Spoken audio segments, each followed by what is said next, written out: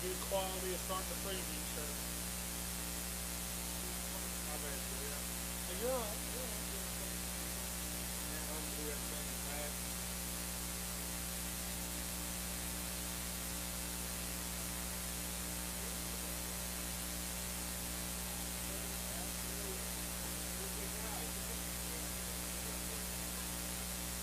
I don't know how it looks on TV. I mean, maybe fine. Yeah.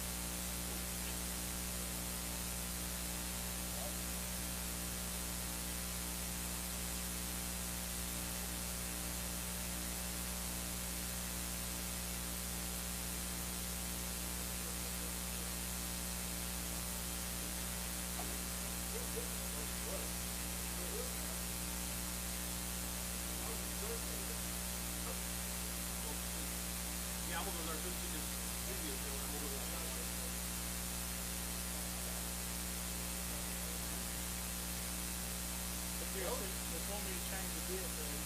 There's our quality right now. So,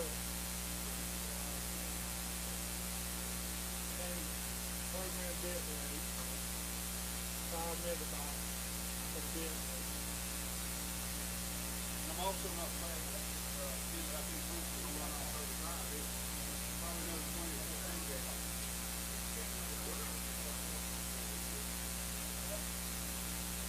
The work rate is really good.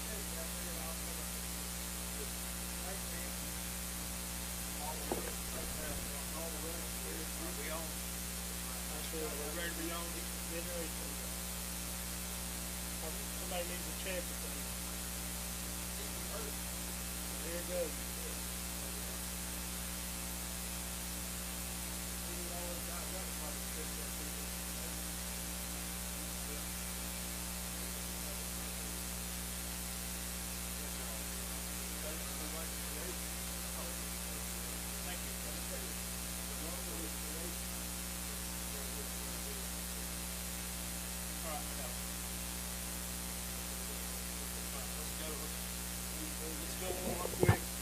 We're going.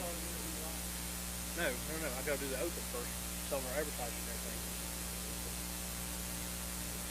That's what I said, just hold up. Let's do our open first and then we'll go in here. Go ahead, put your.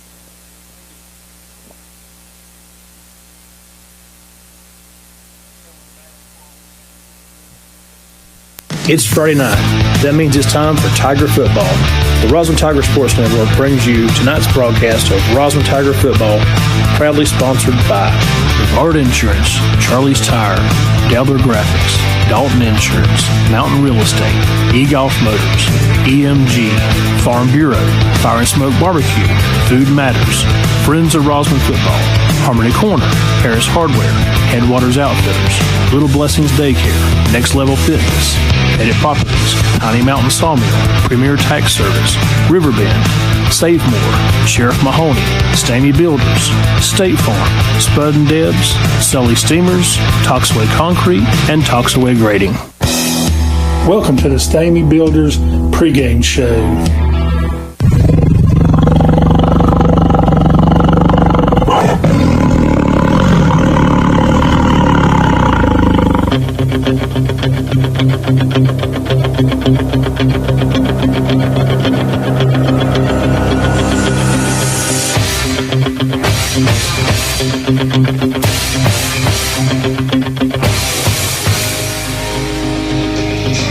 Welcome, Tiger fans. We're here on Friday night, October the 22nd. We're here at Silverstein Memorial Stadium.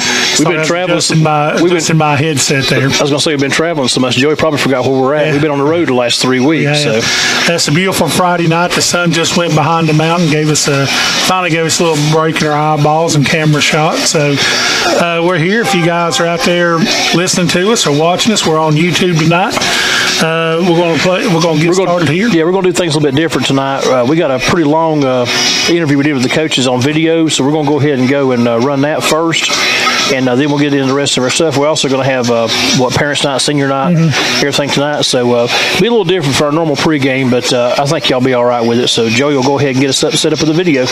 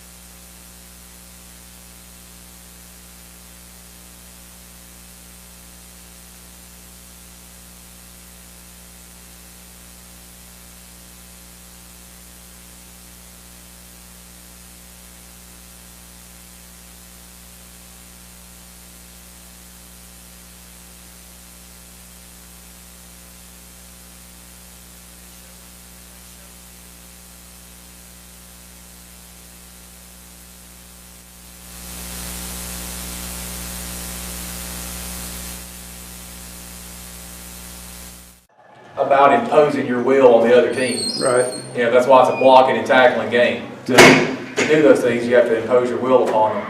And I told them that's the first time that we have imposed our will against another team that I've seen in the past 2 seasons. Right. We were flat out more physical than they were for the majority of the game. And then there's the story on paper. You know, it was an 18-0 ball game at halftime. One of their touchdowns came on the second play of the game. To their running back was a dandy.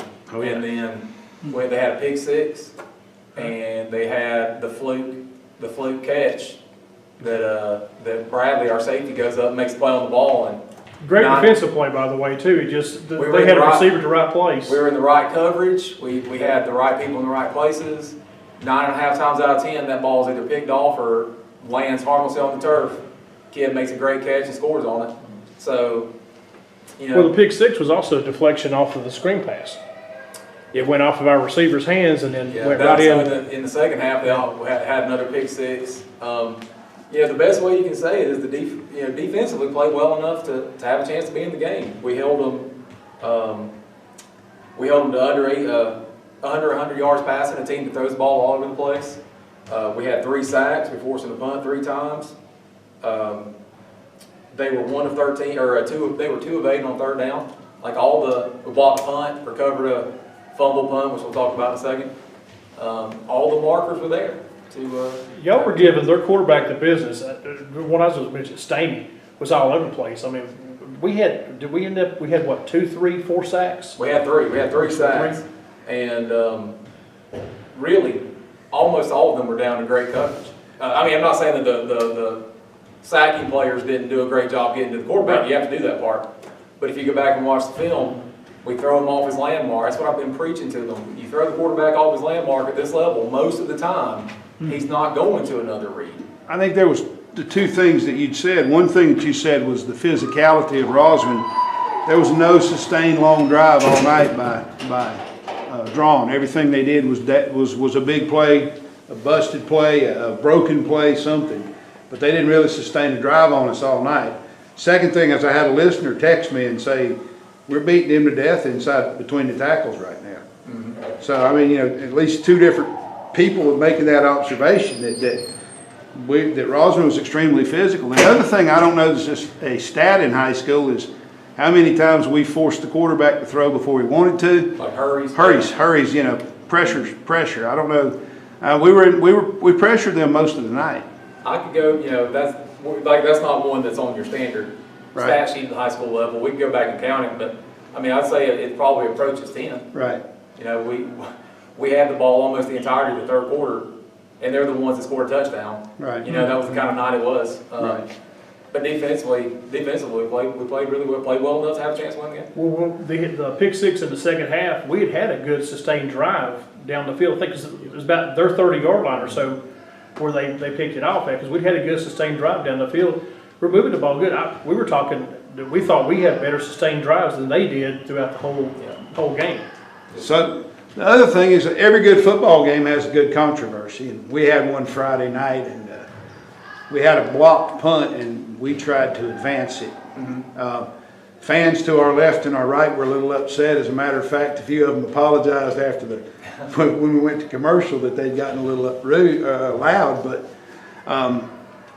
Tiger fans thought it was a touchdown. We blocked the punt. Explain that to us. So I'll be happy to. And I looked up I knew why, but I wanted to look up the exact wording. So in the NFHS, the National Federation of High Schools rule book, any receiver may signal for a fair catch while any legal kick is in flight. And then it is a fair catch and the ball is dead if any receiver gives a valid fair catch signal and he catches it or a scrimmage kick. And then it goes on to say, only the receiver who gives a valid signal is afforded protection if, after a receiver signals, the catch is made by a teammate. So if one of his other teammates does it, it's not a fair catch, but the ball is dead. So basically it boils down to, once that hand goes in the air, the ball will be dead unless it hits the turf and rolls. So We got possession, but it was dead immediately. we were allowed to have possession because he muffed it, but a muffed fair catch you cannot advance. Neither team can advance it. So if he'd have muffed it and he picked it up, he couldn't ram with it. It would have been dead there. All right, so thanks for explaining that to us, because as I said, everybody was a little excited. And Well, just as a point of reference, if there's a call, look down to us. And normally, if there's one that I think did not go our way that should have, I'm going to be trying to talk to someone. And that's exactly what we said in the booth, so to speak, is that I said, Coach Robinson's not real upset by this. There must be something we don't know. Yeah, it was a great play, great hustle play, and Right. and Andrew did what you're taught, which Right. is advance the play and Right. let the receivers blow it dead. So or let the referees blow it dead. What you're saying is if we see hats flying and feet stomping, it's okay for us to get mad too. Yes, if Okay, I am, all right, if I am that's- aggressively removing my headset, Okay, for all right. somebody to hand it to you, then yes. Okay, all right. All right, so we came out of the game, I guess, relatively healthy. We had Alex got dinged up a little bit towards the end, but trainer seemed to think that he was fine, and no one else had any new bumps or bruises or injuries.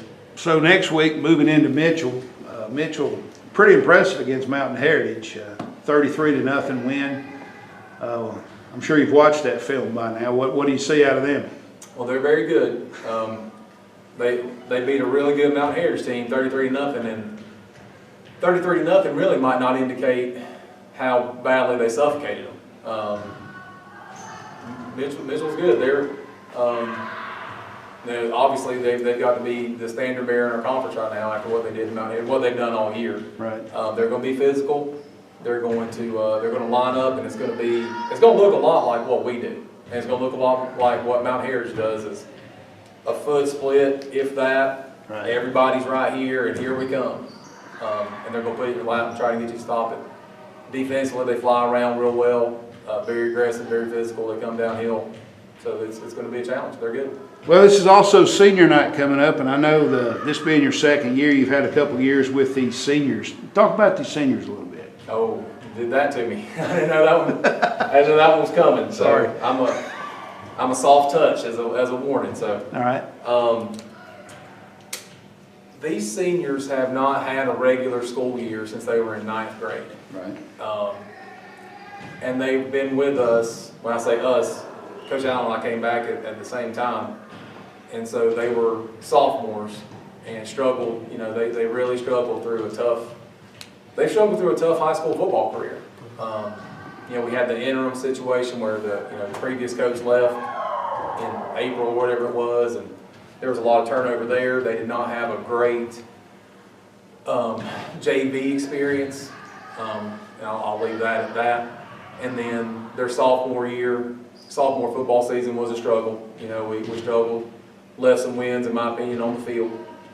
And then obviously their junior year was completely turned upside down on them. And then this year we've obviously struggled, but these guys have just continued to show back up and show back up and show back up, and really they've kept the ship in the water. It's not been anything I've done.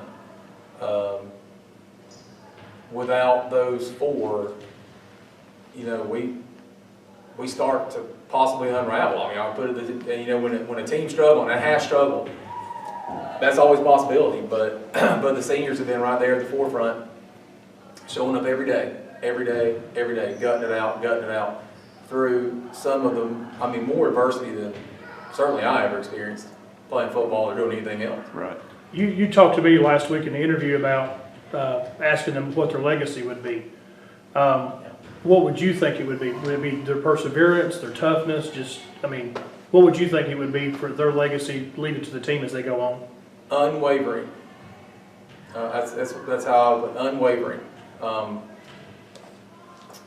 They've not really, one missed some time due to an injury, but if you look at it, those guys have not really missed any significant time, certainly none that was under their control.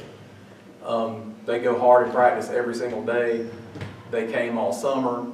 They came all summer last summer. The ones that played basketball doubled up at the beginning of football season.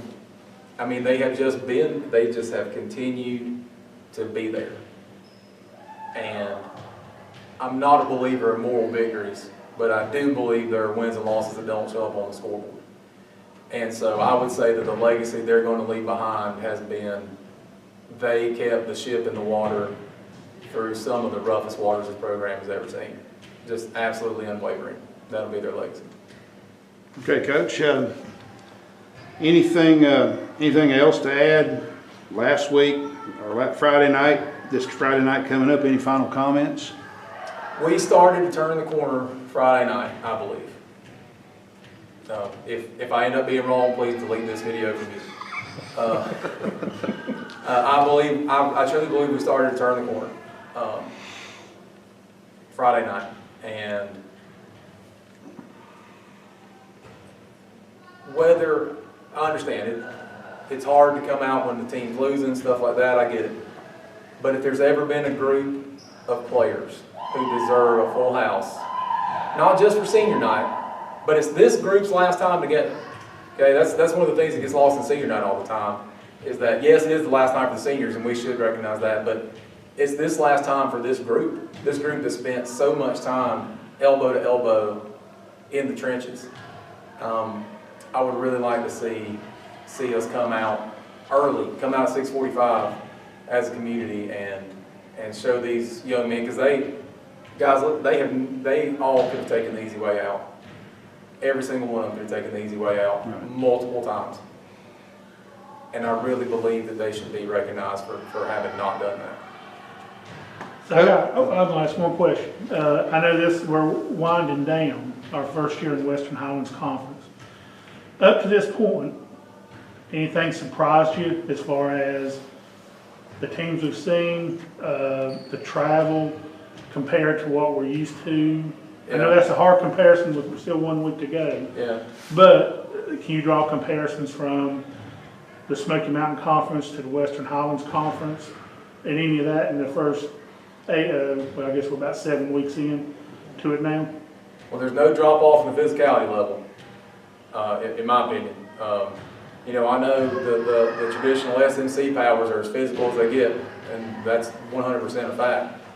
But Mount Heritage and Mitchell are pretty daggum physical. Quality of play is solid. I think it's going to be a conference that we're going to be able to be competitive in going forward. Everybody's a class act. You know, everybody's been totally squared away as far as that kind of stuff goes. The travel is easier physically, but myself and the Mount Heritage coach Robinson were having a conversation. You're not getting anywhere at 5:30. You might show up at 5, and you might show up at 6. If you leave early and get lucky, you're going to arrive super early. If you leave early and you don't get lucky, you're going to be a little bit late. That traffic was brutal Friday. Traffic was is brutal tough. Friday. We got lucky and found a local.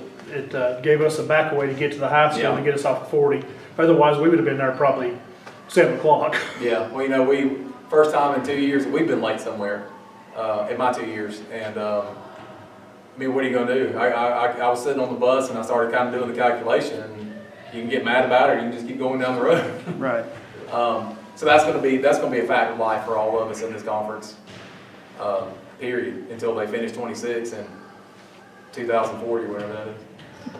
Well, I just want to say that Coach Robinson's a relatively young coach, but he just used the word "dadgum," which is just a tribute to the throwback coaches. That's right. Absolutely. So I love that.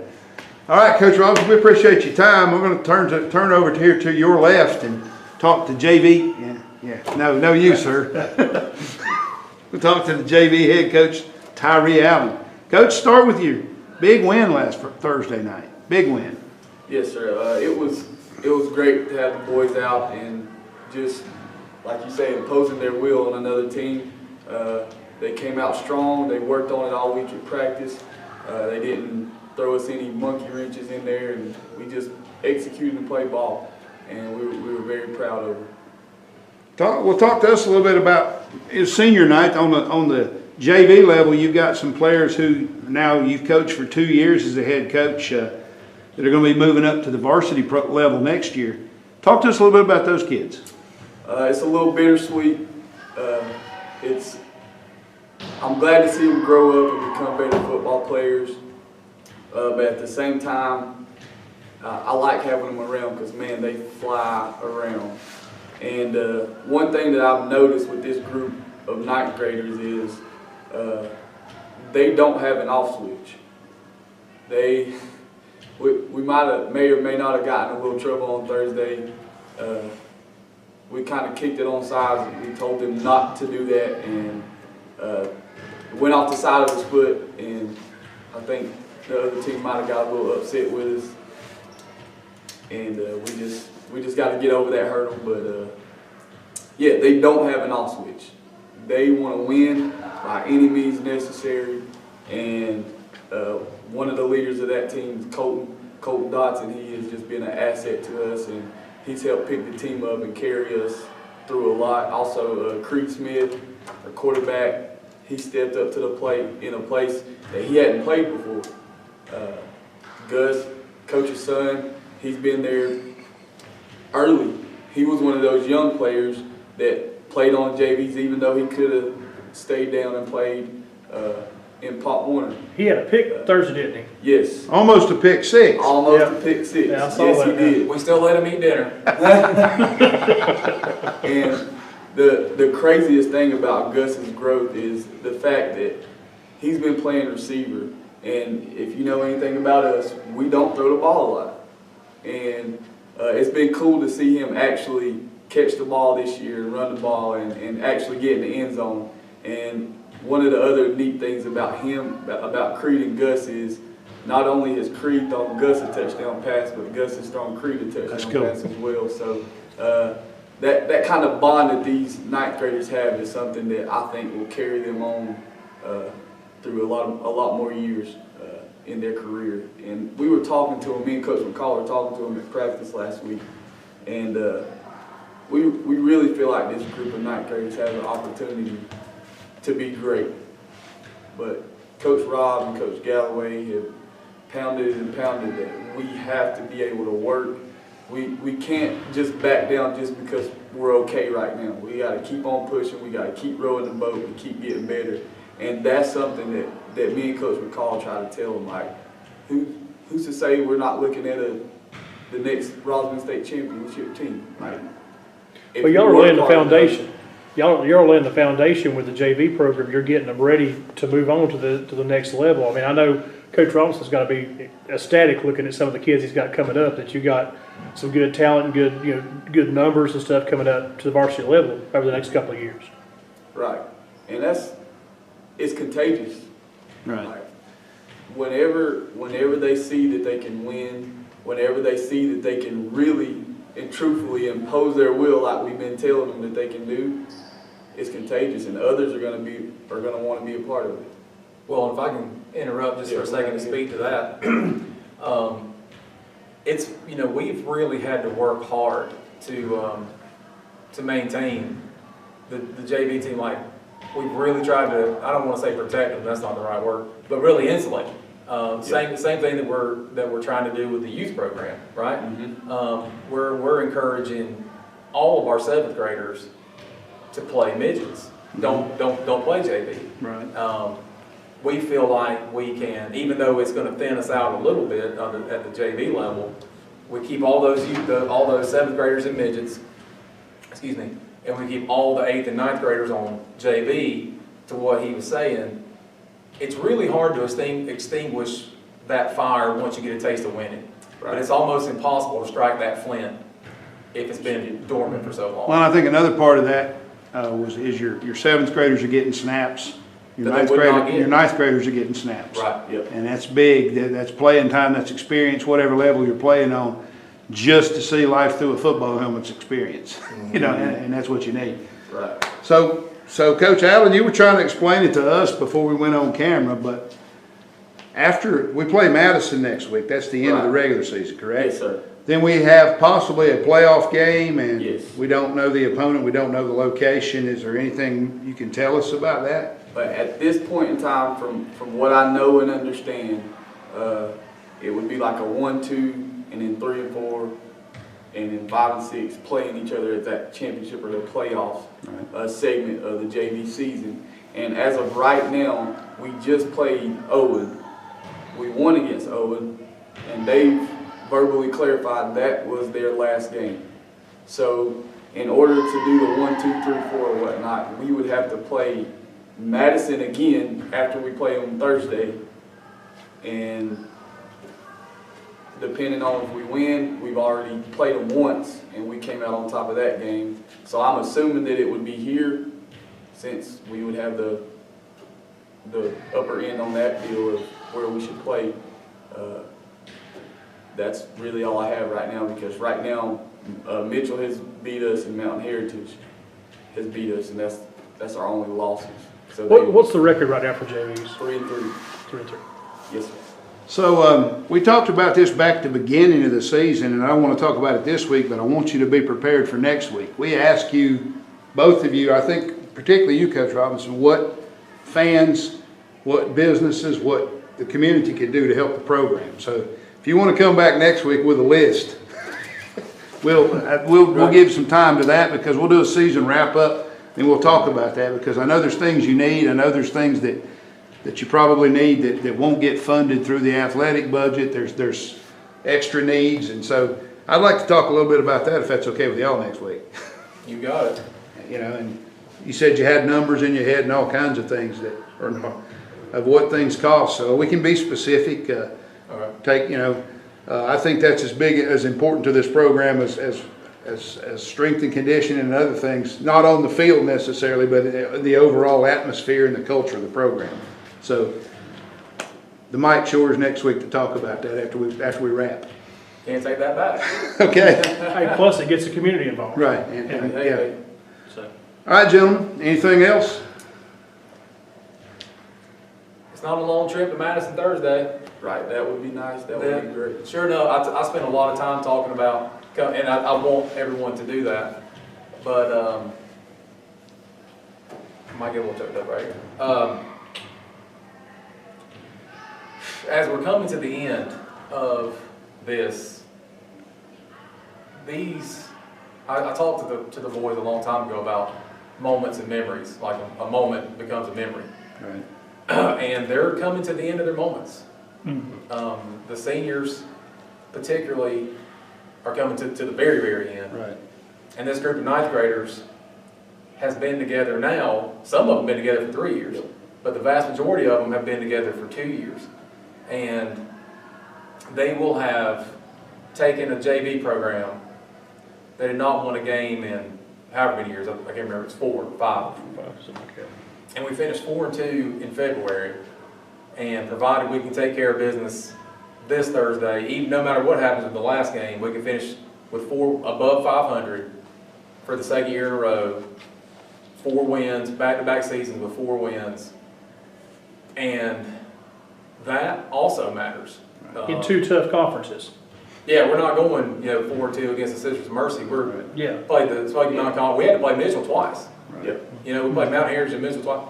So these freshmen are also getting ready to put a bow on what we're going to look back on, in my opinion, in a couple years as the page turn.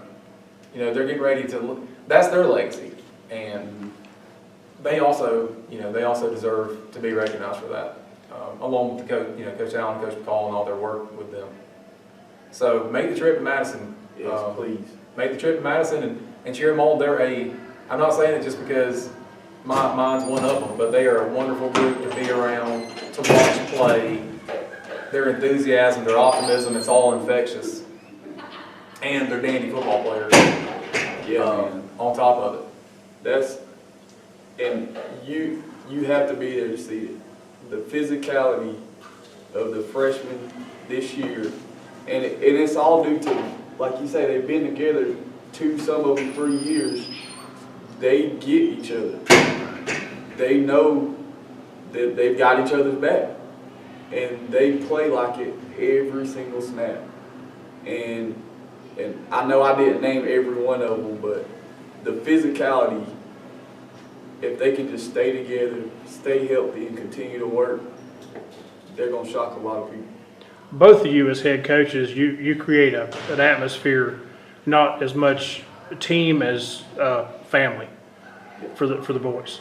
And that's something that we've all talked about is real important to us, and we really appreciate the way that y'all handle things and the way that y'all are with the kids. Tell y'all care about them, so much. I guarantee y'all probably lose a lot of hours of sleep over them boys.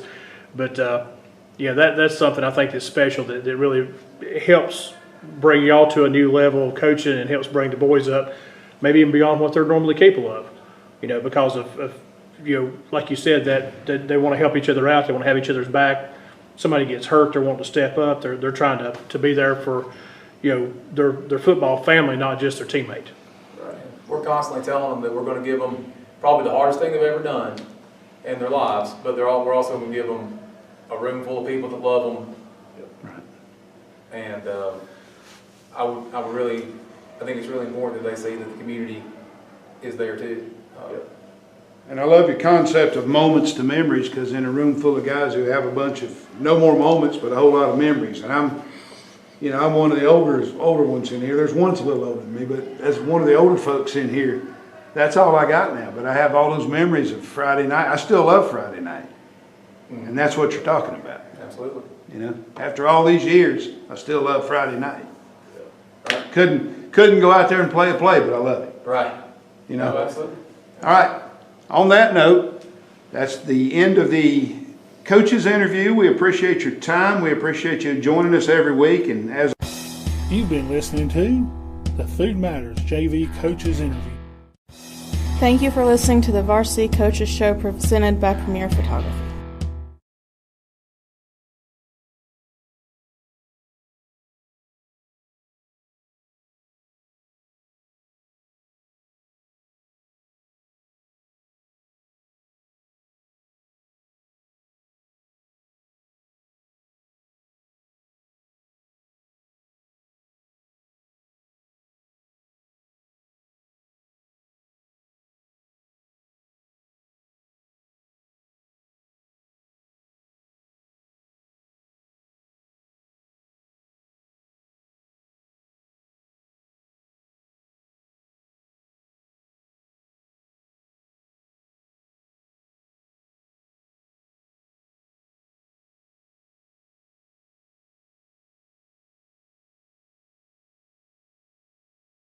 Street in Brevard is there for all your garden needs. Reach them today at 883-2103 or stop by the store at 123 West Main Street in Brevard. Hi folks, Jay here for Eagle Ford, Chrysler, Jeep, Dodge Ram, and certified used in Brevard. Looking to sell your vehicle? It's easy. Go to our website, we'll ask you a few questions, and we'll make you an offer, pay you cash on the spot. It's that simple. eGolfMotors.com. Headwaters Outfitters supports the Rosman Tigers, and we are your local outfitter. From lifestyle clothing brands to our fly and paddle shops stocked with the gear you need for adventures, Headwaters can outfit you and your entire family. We also carry a variety of locally made honey, jewelry, and more. Locally owned and operated for more than 27 years, we're open 7 days a week right here on the beautiful French Broad River. Good to be alive, proud.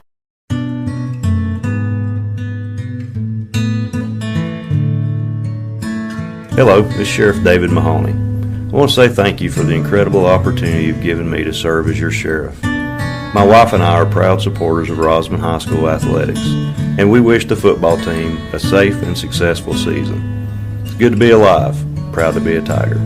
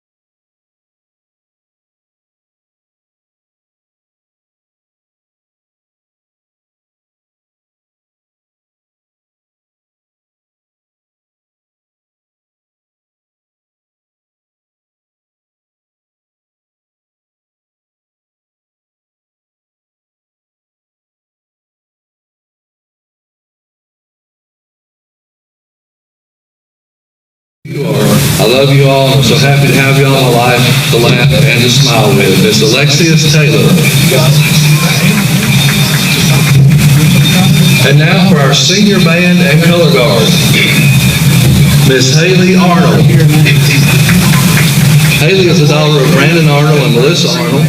She's been escorted tonight by Brandon Arnold and Sissy Shook and Melissa Arnold and Patrick Sharp. Haley has been a member of the Rosman Color Guard for 4 years. To her fellow guard members, Haley says, "I'm so proud of us. I can't wait to see how the people after us continue to make Rosman proud. I'm grateful to be part of this team for all 4 years." Miss Haley Arnold. Miss Tegan Berkshire. Tegan is the daughter of Scott Berkshire and Amber Malcolm. Tegan has been a member of the Rosman Color Guard for 2 years. To her fellow guard members, she says, "I'm so glad I got to march for the Rosman Marching Tigers. Thank you, Erica." Miss Tegan Berkshire.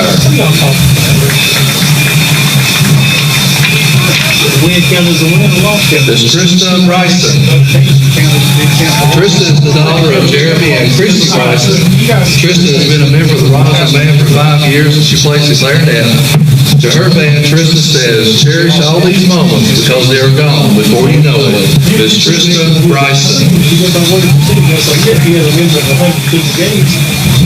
Miss Jessica Chappell. Jessie is the daughter of Jason and Tessa Chappell. Jessie has been a member of the Rosman band for 3 years and plays percussion. To her band, Jessie says, "Thank you for letting me become a part of the band family, even though I came late. Make sure Angus is taken care of and that Pitt never quits dancing. Also, don't forget, it's a small world. After all." Miss Jessie Chappell.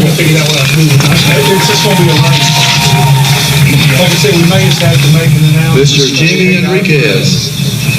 Jimmy is the son of Irene Vasquez Lopez and Felix Enriquez Zavala. He has been a member of the Rosman band for 7 years and plays the tenor sax. To his band, Jimmy says, "I'm happy to be a part of this supporting group for all these years.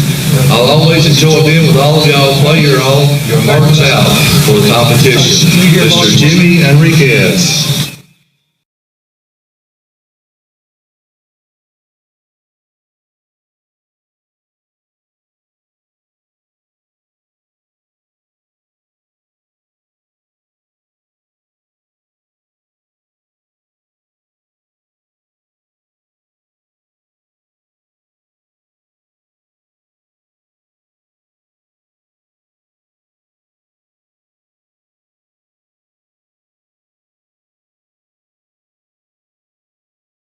It always has, always will be a grand time.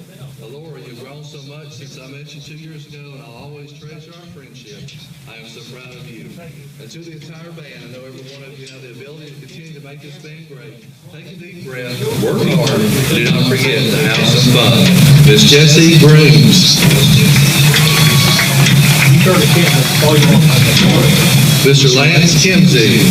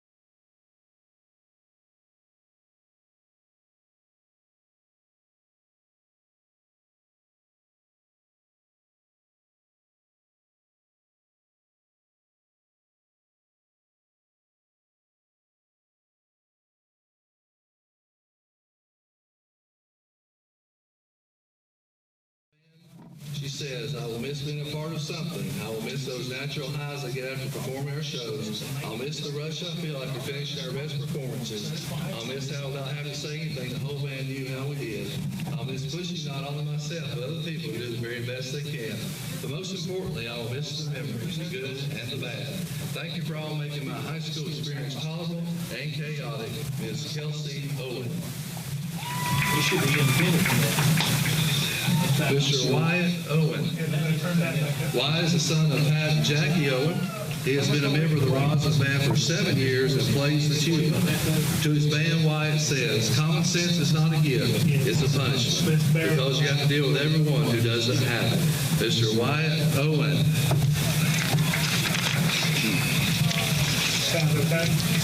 Miss Nadia Revis. Nadia is the daughter of Mandy Hutchinson and Chuck Revis. Nadia has been a member of the Rosman Color Guard for 3 years. To her fellow guard members, Nadia says, "This was the most fun I've ever had. I'll be back. See you next band camp, Miss Cantor." Miss Nadia Revis. Miss Krista Rigsby. Krista's the daughter of Angie Rigsby and Hope Hollingsworth. Krista's been a member of the Rosman Color Guard for 1 year. To her fellow guard members, Krista says, "I saw, I came, I did, I left." Miss Krista Rigsby. Miss Skylar Shelton. Skylar is the daughter of Jeffrey and Cindy Shelton. Skylar has been a member of the Rosman Color Guard for 2 years. To her fellow guard members, Skylar says, "You never know the value of something in life until it becomes a memory." Smiley face, Miss Skylar Shelton. This time, let's have a great round of applause for these seniors and their parents, and we appreciate their support of Rosman High School during the past years. That's a lot of reading. Good job there. That's why I have my cough drops there, just in case. Okay, so Panthers are over, seniors are over. What's that? I can make an announcement. What you need? It's the class 2001 20-year reunion. Oh, it is? Yeah. Y'all aren't that old. I know. A long time. So where are y'all sitting at tonight? I was saying right here between the 30 and 40. Okay. I don't know if anybody wants to sit together. It's kind of unorganized, but I was coming and There you go. nobody else was. So we'll Maybe see. that's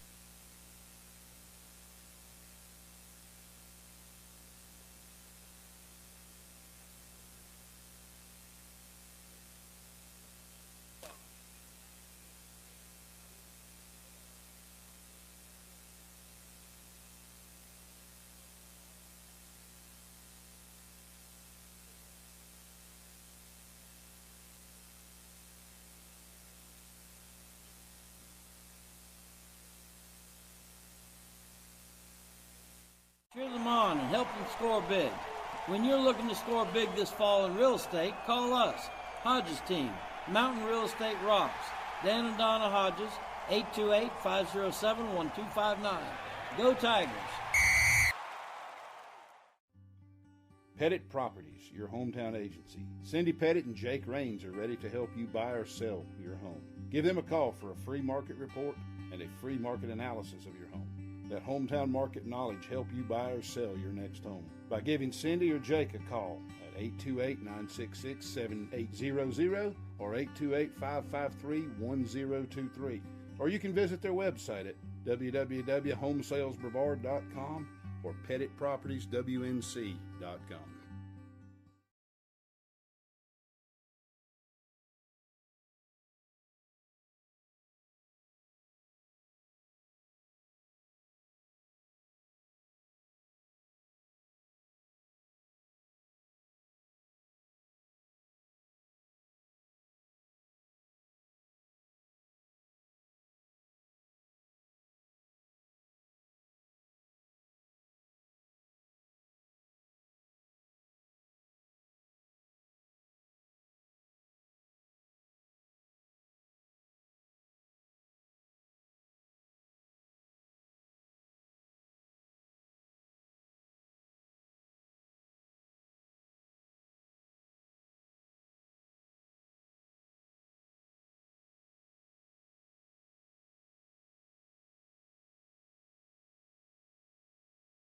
In bulk, sizes, and with prices at 40% lower than most chains, we strive to be Transylvania County's #1 one-stop shopping solution.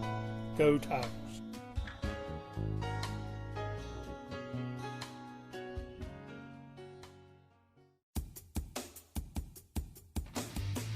Hey Tiger fans, for all your graphic designs, custom t-shirts, custom hats, banners, signs, or auto lettering, or maybe you need an auto wrap or decal or even a lift and leveling kit for your automobile.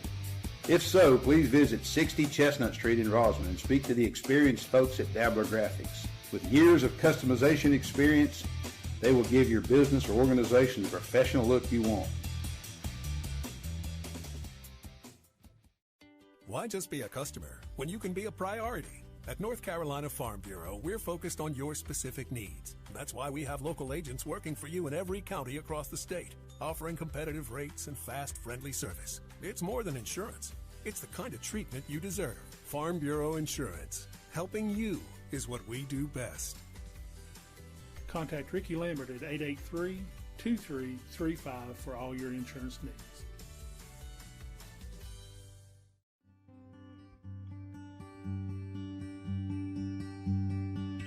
It's not just a car, it's the car you worked overtime for, so your team could drive themselves to football practice. State Farm Agent Meredith Baldridge understands that your car and home are things that you worked really hard for.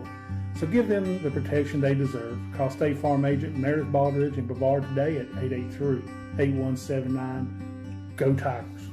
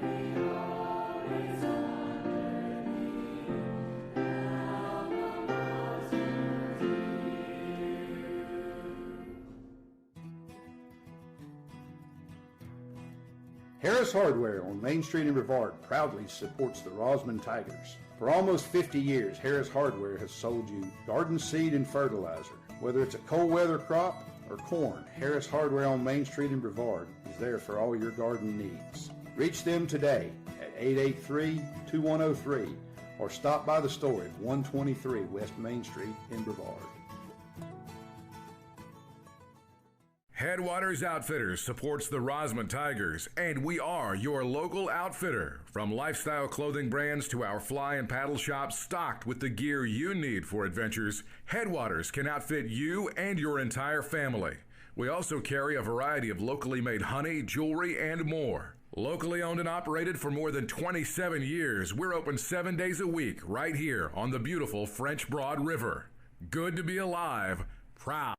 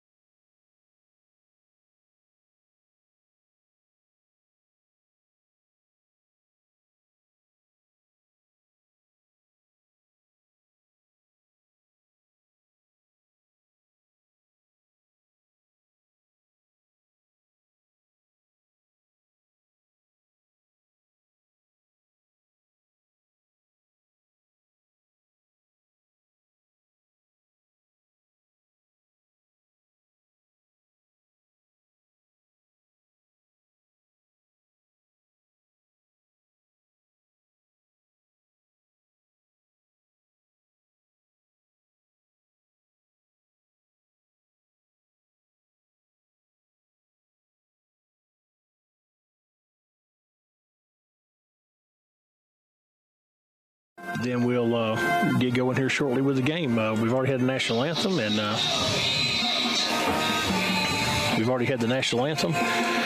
and teams should be on the field here shortly, and we'll come back to that here in a moment. But Joey's going to take us to ingredients melted together into an explosion of flavor. That kick back, take a load off kind, man, that hit the spot kind. That's what Sully's is all about. Order online or visit us at 33 Main Street in Brevard. Come in, heat up, and let off a little steam. Tonight's broadcast is brought to you in part by Toxaway Concrete. When you think concrete, think Toxaway Concrete. Your locally owned choice for ready-mix concrete products for your driveway, patio, slab, or foundation. Contact them at 828-743-3239 or visit their website at www.mcneelycompanies.com. Toxaway Concrete, proud sponsor of the Rosman Tigers since 1980. Family owned and operated by RHS alumni. Go Tigers. Hi folks, Jay here for you. Got Ford, Chrysler, Jeep, Dodge Ram, and certified used in Brevard. Looking to sell your vehicle? It's easy. Go to our website, we'll ask you a few questions, and we'll make you an offer, pay you cash on the spot. It's that simple. eGolfMotors.com. Toxaway Grading, Highway 64 in Sapphire, proudly supports the Rosman Tigers. The Jones family and the staff of Toxaway Grading want to take a moment to honor the Tiger athletic traditions of hard work, hustle, and a never-say-die attitude that make all Tiger fans proud. From all of us here at Toxaway Grading, go Tigers. If you need us, we'll get it done for you. Toxaway Grading. Call us at 966-4609. This time is sponsored by Friends of Rosman Football. We are the Rosman family. Fans! Business owners. Parents. Alumni. And friends. All of us share a common love for Tiger football. And Tiger pride. Whether we travel for hours to sit in the stands, Or ride the fences. or we listen from home. Friday nights. Come August. Are all about football. Go Tigers! Good to be alive, proud to be a Tiger. Football, you bet.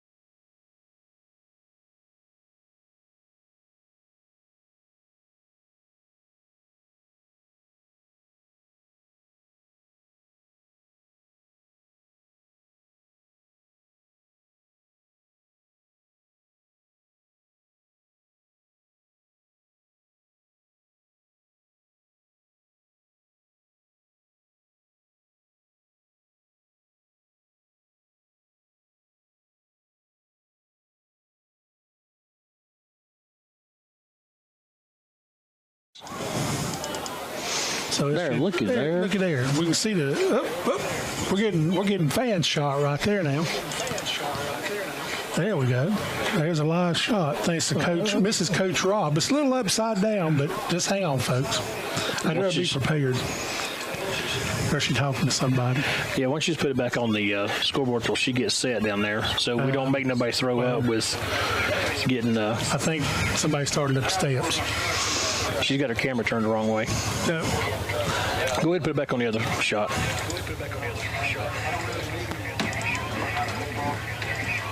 Just tell her to get her.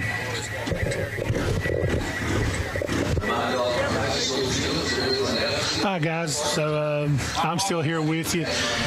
Sorry, we're trying to get a lot of stuff done tonight. We're trying to get ready to, for next year. If we're maybe we're definitely doing volleyball tomorrow. So just bear with us. We will work through all of our bugs. Some of the stuff we're just trying for the first time. But again, we'd like to thank all of our sponsors. We're going to try to get the ads in tonight. and it's been a work in progress. So just as soon as Mrs. Coach Rob we get an idea that the boys are coming up. Mike's watching for us. Mike's our lookout. He's watching, so when they come up, then Mike will be joining Matt. I'm going to try to run this thing tonight and try to keep us out there. Hey, if you're out there and you're watching us on YouTube, I'd like to say hi to coworker of mine, Stephanie. She's watching us tonight. So if you're out there watching on YouTube, make sure you share the link to everybody. And you can find the link on Facebook, on our Facebook page, Rosman Tiger Sports Network Facebook page. There should be a YouTube link there to where you can join in on the festivities tonight. Tonight is senior night, or parents' night, and so all the parents of the football and cheerleading and I guess volleyball and track and field, maybe, we're all here tonight. So we're working on some stuff, guys, and just bear with us. We're learning as we go. So it's sort of been one of those learning weeks. I've been trying to get all this stuff set up for. Well, let's talk a little football. This is a little shop. We've been talking shop all this time. Yeah, let's do it. Tigers coming in the game tonight. We know it's been a long season, been a rough season. This is the last game of the season, last conference game, going against Mitchell. And if anybody hadn't been watching or paying attention, Mitchell's been top of the conference pretty much all season. Them and Mountain Heritage, and they faced off last week. And we were all kind of shocked. We thought it was going to be a lot closer ball game, but Mitchell beat Mountain Heritage 33-0. I mean, it was pretty much a rout. It was. And they're a tough team. It's going to be a tough contest tonight, and let's see what the Tigers do. We got several kids have come out. 7, I think, moved up from JVs. JV last night. 22 on the roster tonight. Right. Am I on? Yeah, right. Yeah, you're on.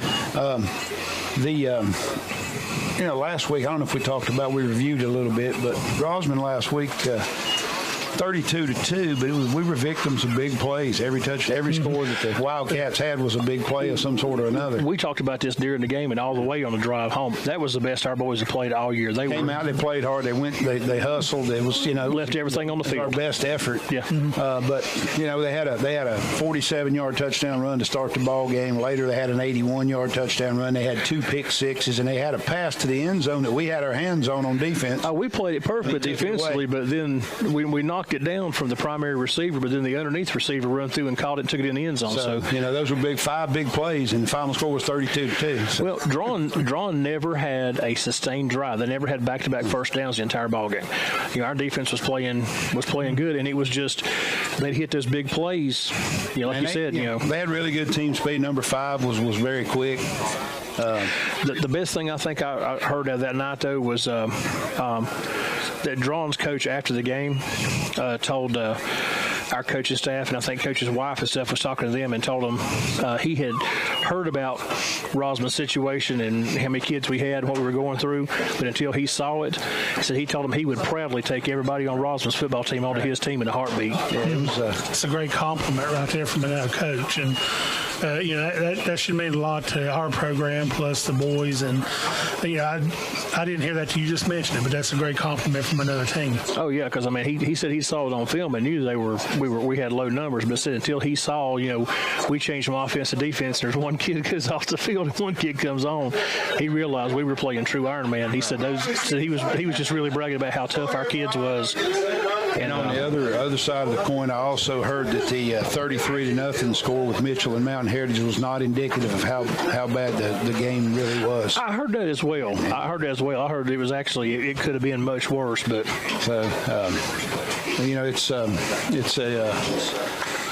that was really an unexpected margin of victory. Not so much the victory, but the margin. So for us tonight, we're facing an uphill challenge. Last game of the year, we do have the most players dressed we've had, but at the same time, we're playing a team who's playing the top of their game right now. Oh yeah, and I think they've got one loss on the season, and the one loss actually was to Andrews earlier in the year, and Andrews beat them 26-14, I think. I still can't figure that one out. Well, I think Mitchell might have been down a few players at that time too. That's what that's the thought that I'm having is maybe they were with COVID or whatever having some issues. I mean, in this strange COVID, a lot of things happened this year. It did, and there's always been some schedule changes and things like that, and so there's always. I don't think the first 7 weeks or 6 weeks at least there was multiple schedule changes, multiple games changed and locations, and of course it's great to see the Panthers donate some money to us. We hadn't talked about that. Yeah, it was awesome to see the Carolina Panthers donate us $25,000 to help rebuild. They granted $50,000 split between Rosman High School and Pisgah High School to help with the reconstruction strictly of athletic facilities. Right. So and anybody who hasn't seen it, our baseball field and our practice field have actually been, I guess, for lack of a better word, condemned until they can get some cleanup done. Yeah. That money's going to help with that cleanup, and that money's going to help to rebuild the baseball field. And as you rebuild a baseball field, you rebuild a practice field. So. Right. And it'd be good to get that back. And we'd like to say thank you to the Carolina Panthers and that whole organization. Mr. Tepper, I think he's the owner. Right. And that's a first-class act. I mean, that's showing you that the outreach is all the way down to Charlotte. Right. And so, and Pisgah, of course, it's going to take a lot more than that. I think their field was heavily damaged to the point they couldn't use it. And I think they had some permanent kind of damage to the bleachers and such. Right. So it's going to take a rebuild over there. I think I heard it moved to home side 2 foot back. Right. So it's going to take almost a complete rebuild over there, but that money certainly will help them. So we do appreciate that gesture of kindness by the Panthers organization, and plus everybody's donated money in the community. Absolutely, and it's just been one of those great things that communities can come together. East Henderson, North Henderson donated money at the beginning of the year, and North Henderson had that miracle minute, and they passed a bucket across the bleachers, paint bucket or a 5-gallon bucket, and they raised over $500 in 60 seconds. And I don't remember the amount, but the East Henderson Eagles fans did the same thing. So our young lady is helping us with the camera. It's on the way we're doing it, folks. We're doing it through a cell phone, and it's just got to. She's working on it. So, but you should be seeing there we go. You should be seeing the Tigers come down the stands here. The young lady coming down. She's leading the way. She's leading the way. So she's getting ready to watch them because they know they're coming. You should see there's an orange Tiger flag right there. So fans, you should be getting ready to see your Tigers. They're right now at our door, and they're getting ready to head down, and this should be a pretty cool sight as they come down onto the field. This is the way, we've said this before, this is the way the Tigers several years ago, Coach Whitman and decided to bring this tradition to Rosman. They come through the crowd, through the town that supports them. So it's a really cool entrance. It is, and this is the way, if we can somehow get this recorded, this is the way we'll have some entrances for next year. Right. Hopefully we can, as Joey's been saying throughout the broadcast, we're in a learning phase, but there's a lot of things we can do with the technology we have. We just got to catch up with the technology. We do. And we're getting there. We're about 1890 right now. We're getting there. Yeah, and they're about 2020, and we're about 1890. They're about 2040 compared to our 1890, actually, but we'll get there. Joey and Matt have already learned a lot. You know what they're doing right now? They're letting the anticipation build. Yeah, I don't blame them. I would too. They make Mountain Heritage wait a little bit. Mitchell. Yeah, Mitchell. One of them M teams. Yeah, one of them M teams. So it looks good to look out the door and see these guys standing out here and getting ready to do it to it. And so Carson Lottie's standing right here, Jose, and I'm trying to see, I think there's Corey Rackley, and here they go. So you should be getting to see a good shot right here. Shot right down through here, guys. Going to be coming right to the center of your screen, right at you. Yeah. Oh, they're going to split like that. Awesome job by Mrs. Coach Rob. Yeah, Mrs. Coach Rob is doing that. She's taking one for the team. She's taking none for the team. So yes, sir. Mrs. Coach Rob, she's blocking. She's tackling. All right. That's it, folks. What a great entrance. That's a great entrance right there. It is.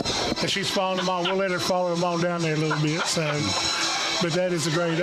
I wish we had that recorded. That is awesome stuff right there now. Hopefully we'll be able to get that kind of thing moving into the future. But all right, the referee's on the field. The Tiger band's got the the tunnel formed. The Tigers were just a few seconds from coming on the field here, and I can't see the captains. I thought I had my binoculars tonight, but I left them in my other bag, which is sitting on the kitchen table. Yeah. So sorry about that. We'll try to do our best.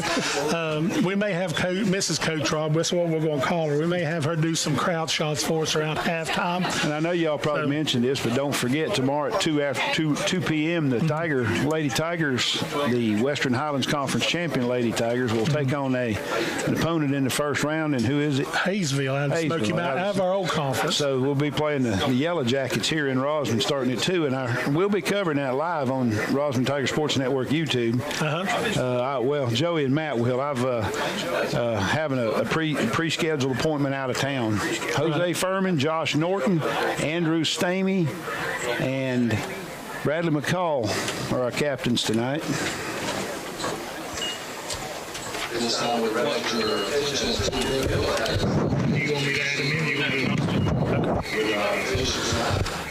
So Matt's going to be doing just a little production note so you guys will know. Until we get the audio or the video commercials down pat a little bit better, Matt's going to be playing them the old-fashioned way. Mike's got one. So you may or may not hear me some. That may be a blessing for some of y'all. Do we have a Mitchell roster? No, I ain't seen a Mitchell roster. We'll just say them big old boys over there in the corner. That big boy number, big 67. Yeah, big 67, big 72, big 56. Then you'll be good. One quick thing before the Tigers come out on the field, they're still building that suspense. What they're doing is keys to victory tonight, Mike. Keys to victory tonight. Hang on to the football. Take advantage of any turnover you get. Try to keep Mitchell from handling the football as much as possible. And don't kill yourself with penalties. Matt? Ditto. I'll agree. I'll say ditto too. It's great to be here. Of course, this is the last game of the season. But we'll be around. We'll be doing volleyball, and we'll pick up some basketball games. We'll be doing this on YouTube for the folks that can. Actually, we'll be doing the volleyball playoff game tomorrow. Yeah, I just mentioned that. So our plans are to do some basketball games, both boys and girls, and in the spring we'll pick up some baseball and softball games. We're shooting for 5 away games and 5 home games in basketball. Don't know if we get there, but we're shooting for that. That's our goal. So, and also covering softball and baseball in the spring, and then over the summer learning more about the system we've got and keep building. You know, we could do cross country and send Matt out with a. Matt could run with. Yeah, he could run with him. Yeah, we need to go out GoPro. All right, here come the Tigers on the field. Tigers coming on the field. A pretty good crowd tonight to cheer them on in senior night. Right. And our camera guy got a good shot of him coming to the sign. The camera guy tonight is Steven, and he's doing a pretty good job. So if he had on a headset, we'd talk to him, but see, he finally got over the Patriots loss. And, he did. That's why we don't talk to him, because he's a Patriots fan. Yeah. And two, we don't put Patriots fans on the radio or TV. And we got to say, he got out of the basement in our pick 4 thing. We'll catch up on pick 4. He's out there looking around in the sunlight and doesn't know what hit him. He got a foot on the top step still. Yeah, I get you, but at least he can see the sunlight. Yeah, well, he's 2 games behind Mike, and he took 2 different games than Mike did this week. That's a war. So he's going. Mike took the same games as me, so it means he's going to be 4 back from Mike to end the season. Probably. I'm going to be tied with you again tonight. So it looks like we'll see Tigers come out here on the field, and I'm going to let Matt and Mike have it. I'm going to work on this production stuff, so I'll mix in something here. Well, we'll all be doing a little bit of talking at a time. I've got my social media, you've got the camera, and Matt's got the ads. I'll just add in when I can. Okay. All right, so the Tigers are set to receive. Deep for the Tigers, it looks like. They're going to kick off. We're going to kick off. Yeah, I'm sorry. You're all right. I just haven't said they defer. Josh Norton will be kicking off. Josh Norton kicking off to the Tigers. The Mitchell Mountaineers sat down around the 10-yard line, the deep man. See, now if we mess that, people know because they can watch it. Right. Short squib kick. It's going to be fielded. Good hands by 22 there. He's going to keeps dancing. He's got some good blocking, and thank goodness for the turf monster. The turf monster got him on that because he was just juking and jiving. Looks like some new jerseys out there for the Tigers, so some of the freshmen must be getting some experience. He ran about 40 yards to get about 15 yards. I tell you what, guys, I wish he'd pan down just a hair. It's a beautiful sight seeing that many jerseys on the sideline with helmets on. Absolutely, yes. You can see a little bit of them there. Madison's going to take care of 1st and 10. They're on 44-yard line. Mitchell. And he's dropped back for a pass right off the bat. It's going to be picked off by the Tigers. Big break right there. Alex Jenkins on the interception. That should be a horse collar. It should be. Let's see if we get a flag on that. I think they did. That wasn't thrown very well right there. No. He steps in front of it, makes the big play, and the Tigers have the first break of the night. As Joey said, it should be an additional 15 because that was obviously a horse collar tackle. I don't see a flag over there, so I guess it won't be, but sure should have been. Let's see. Well, wait a minute. Now the referees are talking, so let's see. Oh, he's got laying on the sideline. Oh, no, he did have a flag down. Okay. Yeah, well, on the sideline over there. We'll move it up some more there. So the Tigers are going to be down in Mitchell territory. In Mountaineer territory. Should be about the 35-yard line, right? 15-yard penalty. So Tigers get a break, get a second break on a bad decision by the tackler. Tigers will have 1st and 10 at the Mitchell 36-yard line. So fantastic field position for the Tigers. That's a big break. Right there's one of our keys to victory right there to get a turnover. Tigers come out the shotgun. Nice little run there. He's down around the 28-yard line. Pick up about 7 yards. Yeah. We're up 2nd 3. Maybe 8. Let's see where the stick is here. Yeah, it's closer to 8 yards, Mike. That's 7.5. All right. That's a good place. There's a lot of plays in the playbook right there. Good job for the Tigers to start the night. I'm hearing an echo. I am too. And it's off the thing. Is the volume played on that? Yeah. Okay. Echo just went away. I cut your mic off. That'll do it. Because you're sitting in front of it. Tigers is a good player around the side. Looks like it's going to be really close to a first down. If it's not a first down, it's going to be 3rd and really, really short, but he might have gotten it.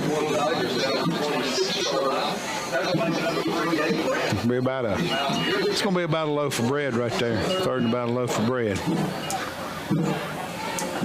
Not even a bunny bread, just a regular old. You didn't turn our volume off, did you? No. You sure? No, I can hear you. No, but I'm talking about on the broadcast. I'm standing on break 4. Tigers is 3rd and short. It's a loaf of Wonder Bread. And he's going to have it. The first down right there. By the nose of the football, I believe, but he's got it. Tigers going to be down around the 25-yard line.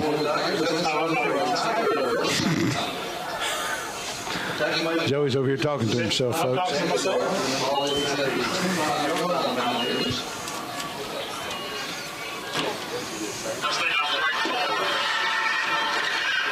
is 3rd and short. Yeah, it's still playing. Okay. Just making sure. You don't want to turn me on. I got you back on now. There's his, bad snap. Gets down. Smart move. Good decision by the quarterback. Just lays down on it, takes the loss. Covered by Corey Rackley. Remember back in the beginning of the season, we played East. And East quarterback, they had several times they fumbled a snap, and their quarterback never tried to pick it up. He just took it and went. Did we lose it? Hang on, we're good. So it's going to be 2nd and about 16, 17. What happened? I don't know. We're getting there. Unless somebody killed mine. And just snapped to Jenkins. He's back to pass. Looks downfield. Makes a nice pass.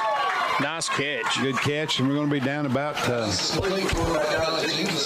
going to bring up about a 3rd and 6, 5 or 6, to 21-yard line for the Tigers.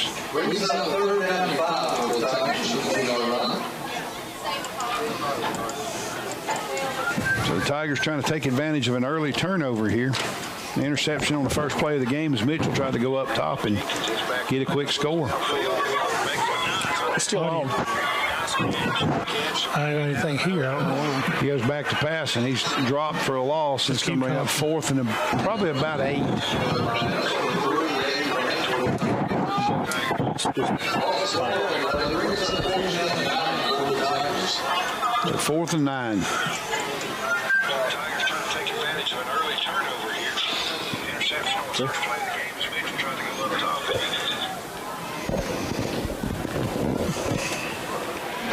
Tigers break a huddle and come out here. As Mike said, 4th down and 9.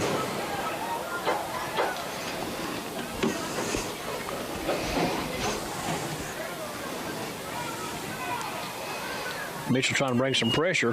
Tigers will try to run around the left side. They stopped short of it. It's going to go back to the Mitchell Mountaineers, gain of about 3 on the play, but it's not going to be enough. And the Mountaineers will take over. That'll make any sense.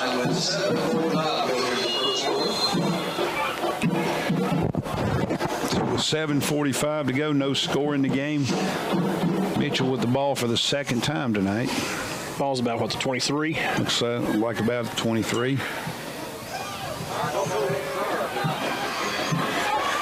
Great balance by the running back as he gets out to about the 41-yard line, gain of about 18 on the play to bring up a first down for the Mountaineers. You know, the Tigers let a pretty good lick on him there, but he was able to bounce off of it and keep going. Good balance as as I said, he's able to, as Matt said, he's able to shed a tackle and get outside.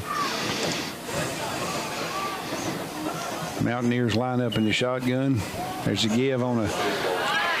Oh, man. I don't know if we're going to get him there.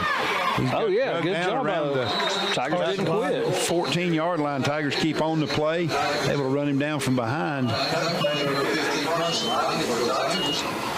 Carson Lighty on the tackle, but it's going to be a first down for the Mountaineers.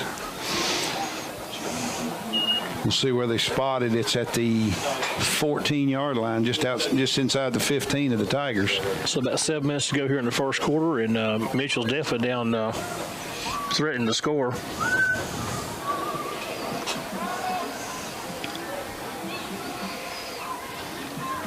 Quarterback looks like he's going to keep it himself. Go around the right-hand side, and he's going to be in, Mike. So with 6:40 to go, Mitchell Mountaineers take the lead 6-0. On a good run by the quarterback as he keeps it, makes the decision, keeps it, and scores from about 14 yards out. Lining up for the extra point.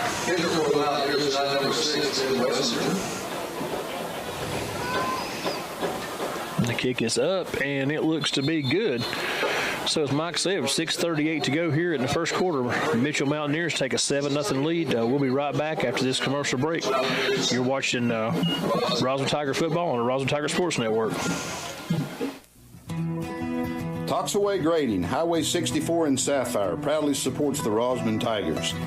The Jones family and the staff of Toxaway Grading want to take a moment to honor the Tiger athletic traditions of hard work, hustle, and a never-say-die attitude that make all Tiger fans proud. From all of us here at Toxaway Grading, go Tigers. If you need us, we'll get it done for you. Toxaway Grading. Call us at 966-4609.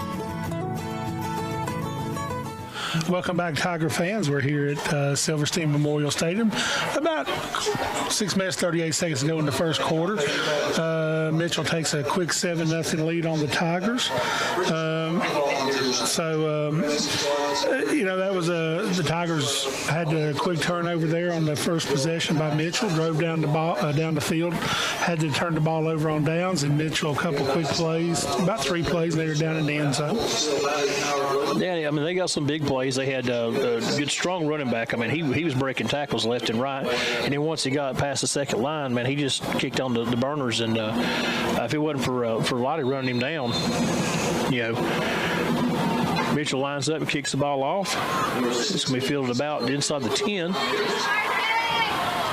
Carson up the left-hand side. Good. He's got a little break. He had to slow up there for a second. It allowed one of the Mountaineers to close in on him and make a tackle over there. But Carson almost had a pretty good size return with that. They had some good blocking, everything going good there. Finally, one guy kind of squeaked through and was able to bring him down. But still a fantastic return. Brings the ball out to about the 33. First and 10 for the Tigers. If you just joined us, 6:22 to go here in the first quarter. Tigers trail 7-0. Pretty good field position here. The Tigers' first drive started on Mitchell's side of the field, but this is pretty good field position for us here. It's still close to midfield. That's better than we've had some weeks. Exactly. There's a high snap fielded by the quarterback. Nice little run, cut inside. Still driving his legs. Forward progress is going to give him about 4, maybe 5 yards. I don't know. They're marking him at the 40s. So that's going to put him about 6 yards. Yeah, 6 yards. So second and 4. We got it on video. We can see it 2 spots, and we still having to guess on what yard line we're at. We've been doing that a long time. So. People just realize that we might not be telling them the truth all these years. We're just guessing where it's at. It's somewhere out there. We're making stuff up as we go. One good thing for the Tigers on these first 2 drives, they stayed ahead of the chains up until. Oh, absolutely, yeah. On first down in particular.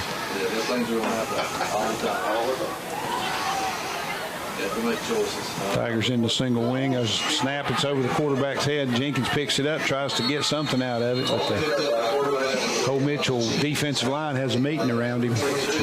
See, I give Jenkins credit. He's had a couple of snaps got away from him, but one of them he dove on, made sure he had possession of that one. He did a good job of getting back and getting the ball. So lost for about 6. It'll bring up 3rd and 12 for the Tigers. 4:52 to go here in the first quarter. Tigers trailing 7-0.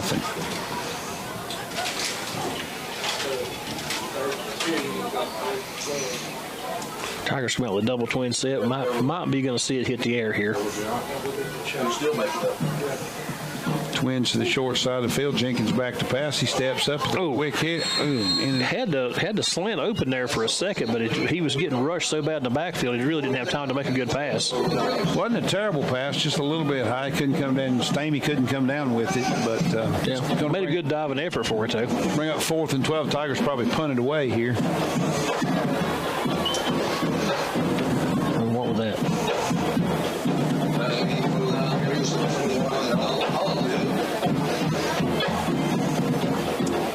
Jenkins back to punt at about his own 18-yard line. Mid receiver said about his own 32.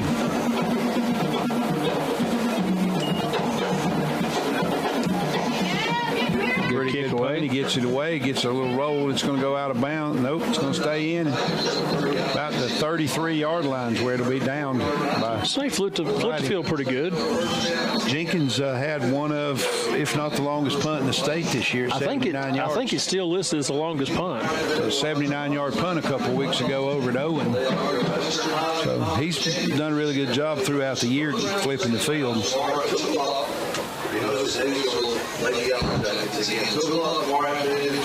So Tiger defense looking to hopefully get a stop here. Mitchell definitely showed they got some power and speed.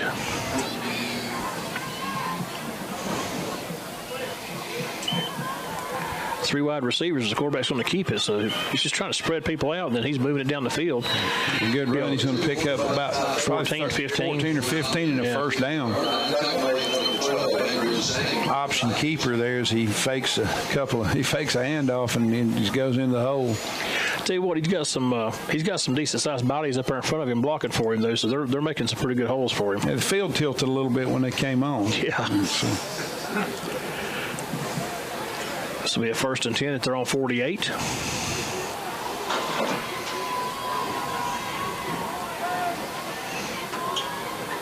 Looks like he's going to pass this time. Well, may have changed his mind. Tiger's done a pretty good job covering that. He got about 4, maybe 5 yards on the run. Great open field tackle there by number 65. We don't know who that young man is, but that's a great tackle. We'll find out here in just a minute. Wyatt Meese for the Tigers, sophomore. Makes a nice play right there from behind. Open field tackle brings up 2nd and 4, I'd say. Yeah, 4, long 4. 3:07 to go and the clock rolling here. Ball's going to be sitting on the Tiger 46.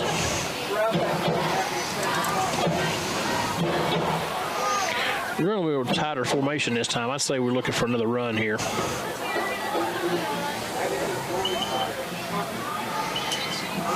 He cuts back against the grain. I tell you, the kid's got a good little cut back there. Got good instincts, a good step. He changed directions well. There's a good open field tackle there by the Tigers too. It's going to be enough for a first down for the Mountaineers. I don't know what I'll call them before the night's over. I've called them the Wildcats and everything else, but they're the Mitchell Mountaineers. We've not called them Bulldogs yet. We'll get to that one. I consciously know that. Now, whether that gets from my brain to my mouth is a different question, but I do know they are the Mitchell Mountaineers. It's been a long season, so I think people cut us a little bit of slack.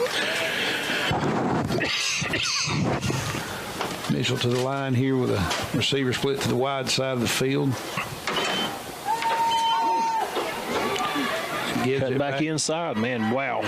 So with 1:59 to go in the second quarter, the Mitchell Mountaineers have scored again and now lead 12-0. While they're lined up to kick the extra point, I got a couple quick scores on the Spud and Deb scoreboard. Hendersonville 14, Brevard 0. Andrews and Robbinsville 0-0. Cherokee Hayesville 0-0. Pisgah East 0-0. Getting ready to kick for the Mountaineers will be number 6. There's a snap, kicks up, and it would be good. Thing landed on the other side of Zion, it should be good. Yeah, he kicked it way over there, didn't he? That's the only scores. Well, there's 0-7, Avery. Joey, look for some more, and we'll take a quick commercial break, and maybe you have some scores when we get back. You're watching Rosman Tiger Football on the Rosman Tiger Sports Network. This time is sponsored by Friends of Rosman Football. We are the Rosman family. Fans! Business owners, Parents. alumni, And friends. All of us share a common love for Tiger football. And Tiger Pride. Whether we travel for hours to sit in the stands, Or ride the fancies. or we listen from home. Friday nights. Come August. are all about football. Go Tigers! Good to be alive, proud to be a Tiger. Football, you bet. Welcome back, Tiger fans. The Tigers are out on the field, lined up to receive the kick. If you just join us, 1:58 to go here in the first quarter. Mitchell scored it the second time. They're up 14-0 over our Tigers. Low line drive kick is going to be fielded about the 10.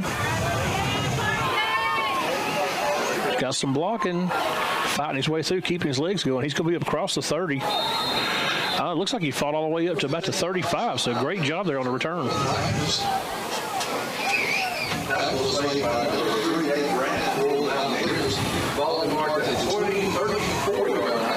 The 20-34?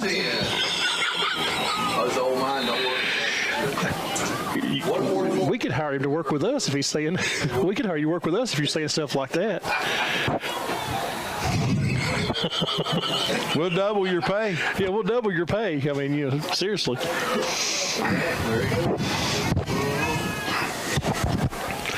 Tigers come up 1st and 10 at their own 33-yard line.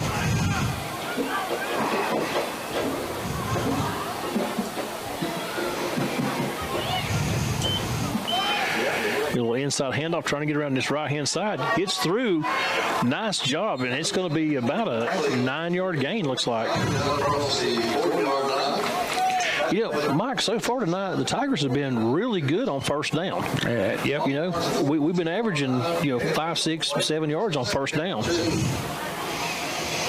Mm-hmm. It's just keeping it going, but that first down play has been fantastic.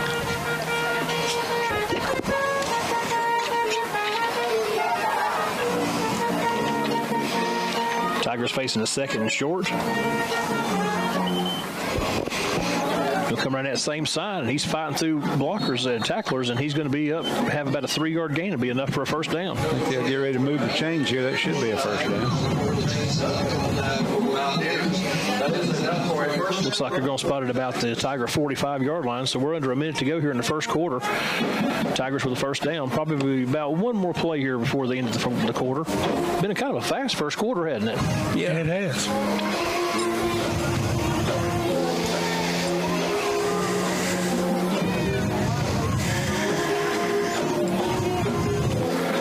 Tigers will play, trying to go around the left-hand side, looking for some blocking. He gets it. That horse caught Took tackle. a hard shot there, but he gained, looks like about 4.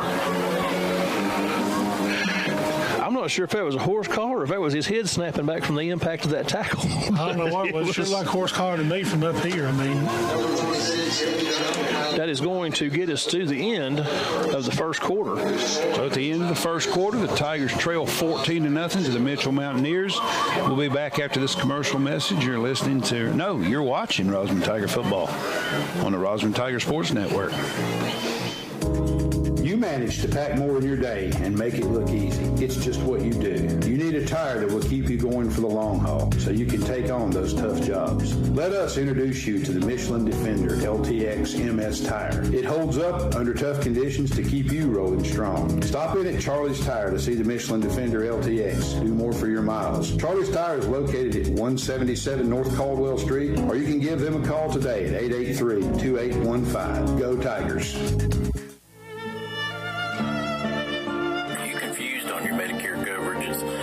How about health insurance? Maybe even life insurance? Financial plans for your retirement years? Just give Jake Dalton a call at 828-966-3742. We're located at 6299 Asheville Highway, Pisgah Forest, North Carolina, with over 25 years of experience being a trusted advisor in our community. Look forward to speaking to you soon. Welcome back, Tiger fans. We're here to begin the second quarter. The score is the Mitchell Mountaineers 14, the Tigers 0. Tonight's game is brought to you by CMC Landscaping and Hydro Seed, and also the second quarter will be brought to you by Mommy and Me. Third quarter will be brought to you by Riverside Pizza. With all of our excitement of trying to get things done tonight, we forgot some of our sponsors. But again, thank you for all of y'all's help this season and carrying on through the basketball and stuff. Well, the Stamey's pregame show, we did a lot of things we normally don't. We did do the opening on it. Right. We did announce it. Tigers back to action here, facing second about 6. And Stamey tried to get on that right side, and when it was blocked up, he tried to reverse field, but Mitchell had too much penetration. I thought he left a little early. I thought they was going to throw a flag there for a second. I think our camera guy was a little asleep on the on the job there. I just saw the replay going down here, and the camera was jumping around a bit. These guys back down there now. Yeah, we'll see if it was the wind.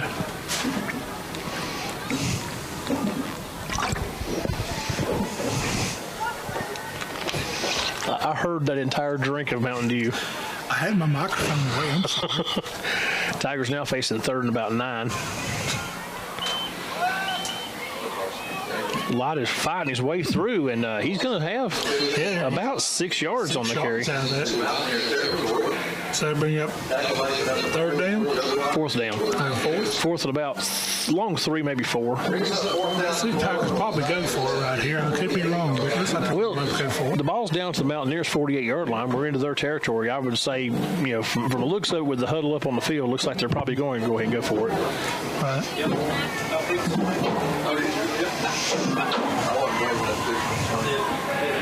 Tigers maybe going to air it out here, try to get a first down.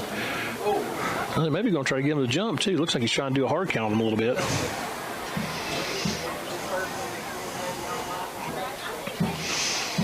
And the whole thing may just be a ploy and then call timeout, too. I'm not sure. Looks like that's what's going to happen. They weren't right here. They were. Everybody's not paying attention. They just snap the ball and go. That works on occasion. That does work on occasion. Well, Tigers take a timeout, so let's take a quick timeout with them. You're watching Rosman Tiger Football on the Rosman Tiger Sports Network. Fire and Smoke Barbecue in Rosman, North Carolina is catering for any event. No party is too big or too small. Pitmaster Bill Sack brings you low and slow wood-smoked beef brisket, pulled chicken, pulled pork, and fantastic pork ribs, as well as all your favorite sides, baked beans, coleslaw, collard greens, green beans, and mac and cheese. All the best stuff, all lip smacking good. We cater to please. Call us at 506-1534 for real good barbecue. Hey Tiger Nation, this is Mrs. Coach Rob coming to you from Brevard Insurance Agency. Here's to ensuring the Tigers have a great 2021 season. For all of your other insurance needs, Brevard Insurance wants to help you protect what matters. From home, auto, business, and life to your weekends, boating on the lake, or long motorcycle rides, we've got you covered. Find us online at brevardinsurance.com or give us a call at 388-7490. Go Tigers. Back to action quickly here on the field. Tigers trying to get on this fourth down play. He's going to get about half of it, but not quite enough to make it through for the first down. Take over on about the 46-yard line, something like that. Tigers come out of the timeout. They had a good play design there, but as we said, for Mitchell's, just they're big and strong and fast. Yeah, they are. And they were able to defend it well. A good effort there by the Tigers, though. Because another number in we hadn't seen all year, 68. But it's nice to have some fresh. I was going to say it's strange when you're changing. And there's more than one person going on and off the field too. So It's also good to see the freshmen getting some game time. Yeah. Oh yeah, this is invaluable to them. This is a lot of snaps. a little change up on the defensive line there for the Tigers. Should have been a flag there. There was a receiver was moving out here as well as the motion man inside, but yeah, they didn't flag. They missed that one. Number 22 gets enough for another Mitchell first down. Good run. Coming off the field there, lost his hat, so he'll have to come on. Langston will be going out and take his place. Looks like his chin strap broke. Might have. They just come out and snapped or unbuckled. May have got knocked off too. True. They're pretty physical. Yeah, they are. Mitchell comes up to the line, ball spotted on Tiger 41. Little inside handoff. Tries to cut it back out. Nice good shoestring tackle there by the Tigers. He was just trying to step over and he couldn't do it. Yeah. Tackle there was by Lighty. 15, Carson Lighty. He was actually laying on the ground and just kind of threw his body back and grabbed his leg. That was a good job. Yeah.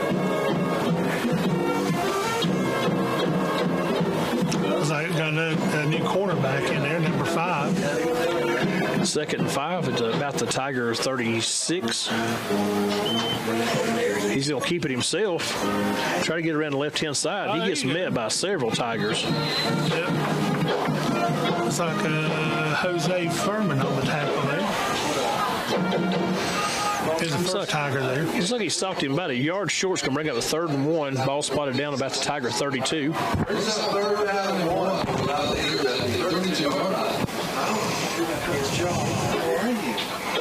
Sweet girl. You know, Moody. I'm about looking to see a quarterback keeper on this one again. They've been pretty effective, and that's exactly what he's going to do. Nice move right there to get to the outside. Like a little jump step there. Oh, good. Yeah, I think he made that corner, yeah. Farm, yep. Tigers finally getting pushed out of bounds. It's like down around the 5, maybe inside the 5. That'll be about the 4-yard line. Looks like they're going to spot him right on the 5. They must have stepped out a little earlier than we thought. So that's going to be a 1st and 10. 7:45 on the clock here in the second. Mitchell will give a little handoff inside. He's trying to come around his right-hand side and power through, and he's going to be in. Yep, touchdown Mitchell. So with 7:32 to go here in the second quarter, Mitchell's going to be on the board again to bring him to 20-0 over the Tigers as we await the extra point.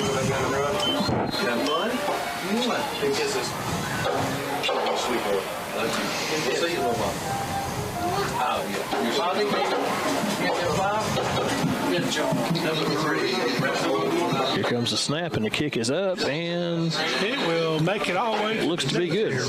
Running. Quick score off of the Spud Desk before we go there. Hendersonville 14, Brevard 6. All righty. We're going to take a quick break. You're watching Rosman Tiger football on the Rosman Tiger Sports Network. At Little Blessings Learning Center, our staff believes that each child is a special gift from God. We are much more than a babysitting service. Our staff provides daily opportunities for growth physically, intellectually, emotionally, and socially. If you're looking for a close, convenient, quality child care center, stop by our facility for a visit. You'll quickly see why we are different. Little Blessings Learning Center, 884-8597. Welcome back, Tiger fans. We're here 7 minutes and 30 seconds to go in the second quarter. The Tigers trail Mitchell Mountaineers 21-0. Tigers will be getting ready to receive the kick. Looks like Carson Lottie's back, along with maybe that's Stamey. Hard to tell from here where I'm looking at. Yeah, Stamey. Stamey will be on the far side of the field.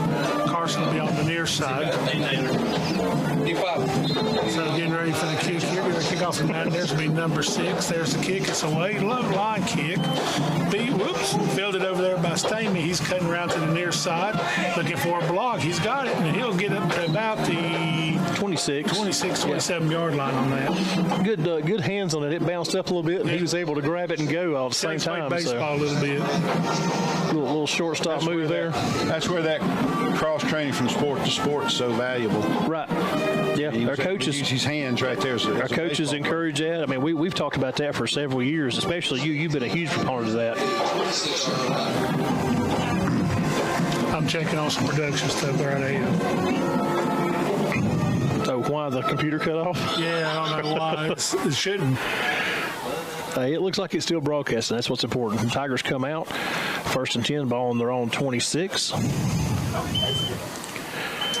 Oh, nice little flip pass over the top. That's going to be good for a first down and then some. It's going to be a gain of about 17 on that play. You also like to see That was almost like a little Tebow pass. You see that little jump slant? And I've said this for years. You also love to see that receiver deliver a blow when he's got the ball in his hands. Oh, yeah. He lowered that shoulder, man. Yeah, takes on the safety and gets a couple more Who yards. caught that? I missed the number on the receiver. Did you see the number of the receiver? No, I didn't. I think it was 5, Gus Robinson, but I'm not certain. Tom Leiter around the right side, got some blocking, gets a hole, and he's going to have about 6 yards, yeah. He's up around the 50-yard line, see where they spot it. Once again, as we said, first down for the Tigers has been very productive. About 7 yards, yeah. Ball sitting, touching the midfield stripe. Down to 5:39 to go here in the second quarter. Tigers trying to put a drive alive here to get down and get some points on the board before halftime.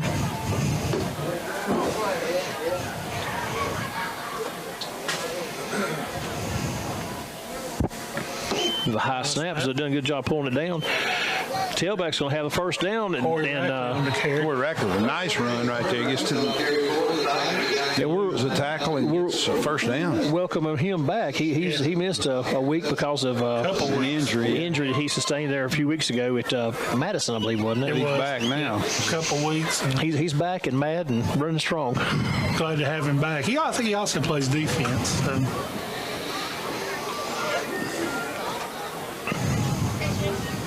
We've moved the ball all night long. We've moved the ball. We just run into they bow up on us there a little bit and just keep us from getting too much further down. Yeah, Mitchell's playing kind of a bend but don't break defense, so we're,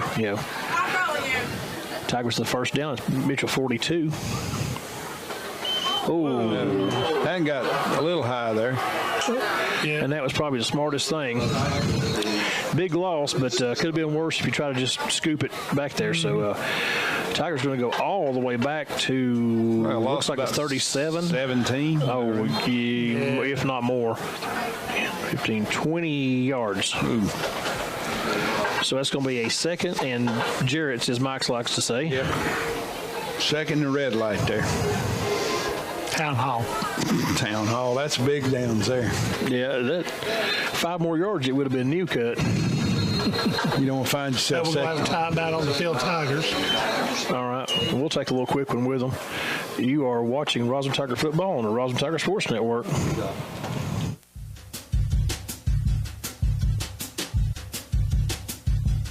Come see us at Harmony Corner. You'll be greeted with a smile and leave with a smile.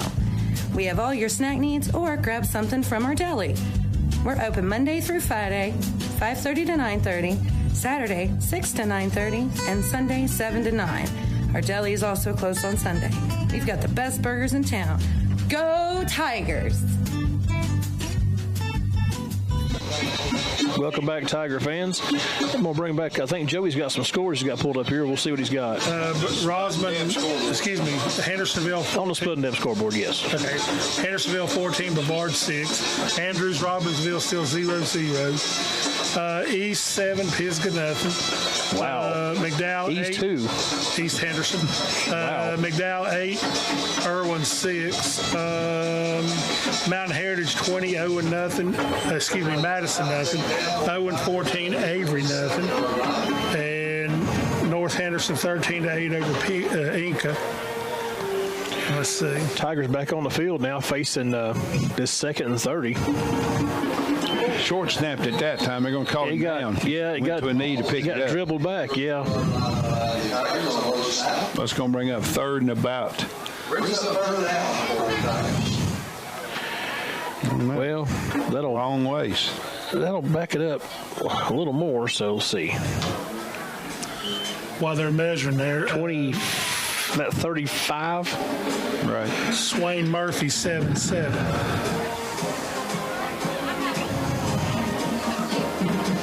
So 3rd and 35. So, Mike, you got a 35-yard play in your playbook? There's just one. Back when I took San Jose State to the national championship in Madden, in the NCAA. That's what, 03, 04? Yeah. It's been a while back, yeah. Tigers come out with a couple of receivers out, twins formation. He scoops it up. Oh, it's going to be picked off. There's a flag, too. Could be pass interference on the defense. We'll see. Linebacker steps up, makes the interception. He sort of run right through. Looks like a wide receiver. So let's see. Maybe a break for us. Maybe it's a first down out of this. We'll see. I'm sorry. See what the Whitehead calls. No, child block on us. No. So Mountaineers will take over. Looks like around the Tigers 37. Smoky Mountain 14-0 over Tuscola. That's the game I took that you guys didn't take. Go Smokies. All right. Which way are they going with this? I think they had to move it there to where the interception was because they did. Oh, the penalty was declined. Never mind. The penalty was declined. Okay. Yeah, they declined that chop block. Tigers looking to put some pressure here on this play. Here comes around this end. Tigers get the pressure in, but he cuts back inside and fights through it. Finally gets brought down. It was like number 60 on the tackle, maybe. Let's see. It's like he saw the tailback saw the outside pressure and cut back inside to avoid it, and just about got the first down. Tackle there by Josh Norton, number 53 for the Tigers. Mitchell's been really successful tonight at sealing that off and cutting the running back behind the wall, cutting back against the grain. Mm-hmm. Brings up 2nd and a stick of Dentine. I got lots of plays for this one, Matt. Yeah. Right up the middle. Power play up the middle, and he got about 8 yards out of that. Maybe 10, 12. 15-yard line, mark it somewhere around the 15. So that backed him up a little bit. Was it put on 17? Yeah. 17.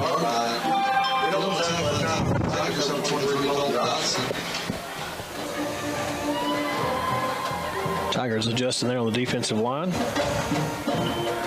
Once again, just a little handoff inside, trying to go in the left-hand end. He's got blocking. Tigers doing a good job, though. Sort of using the sideline as an extra tackler there, pick him over there. Be down close to a first down once again. Yeah, it's going to be real close again. I think, it looks like just a couple of foot short. Ball's going to be inside the 10, down to about the 9-yard line. We're down to a minute and a half to go here in the first half. Mountaineers trying to put one more on the board before halftime.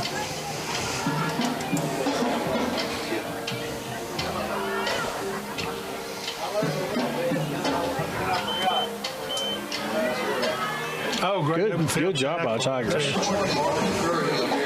He still got about 4 or 5 on the play, but and the first down, so it's 1st and goal. But clock's down to a minute to go here now in the second quarter.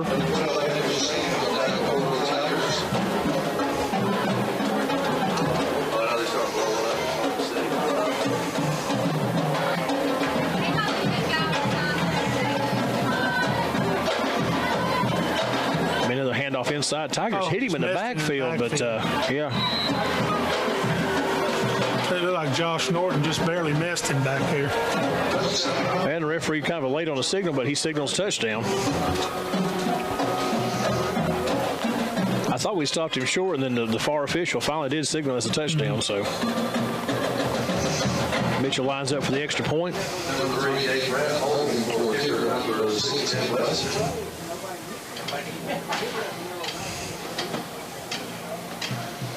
There's a snap, kick is up, and it is good. So that will bring the score to 28-0. 37.3 seconds to go here in the second quarter. We'll just stay with it till we take our halftime break. Joe, you got any more scores or anything while we're... See what I can figure out here. Score stream just updated something on my phone. So the Tigers had a decent little drive going there for a minute, and then things just kind of made a bad turn. But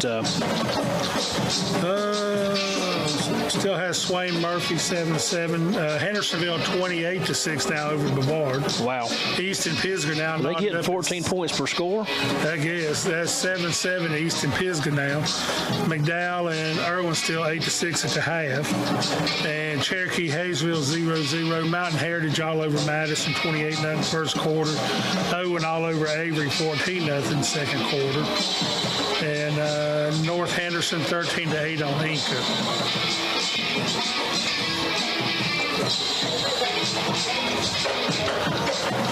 See if I can find you any more. Mitchell's out lined up to kick off.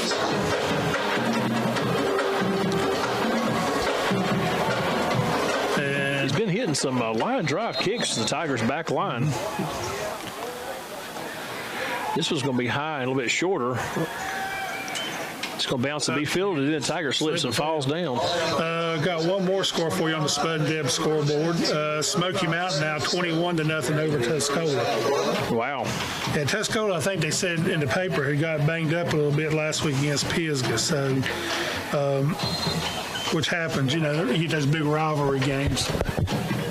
Yeah, Smokey's been playing some pretty good ball this year. Yeah, Smokey has a high-powered offense. They've been averaging 45 points a game the last 4 weeks.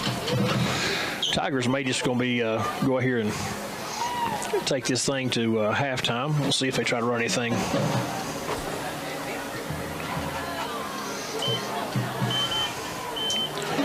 Nice little cut back inside. It's going to get about 3 or 4 yards. About 3 looks like.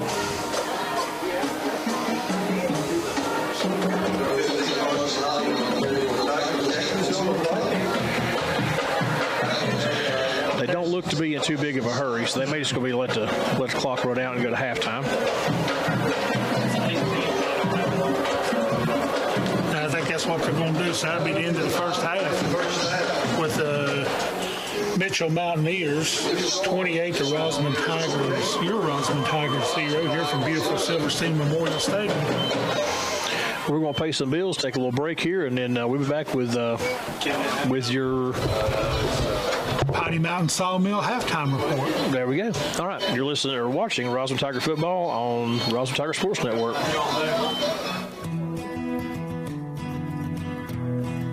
Harris Hardware on Main Street in Brevard proudly supports the Rosman Tigers. For almost 50 years, Harris Hardware has sold you garden seed and fertilizer. Whether it's a cold weather crop or corn, Harris Hardware on Main Street in Brevard is there for all your garden needs. Reach them today at 883-2103 or stop by the store at 123 West Main Street in Brevard.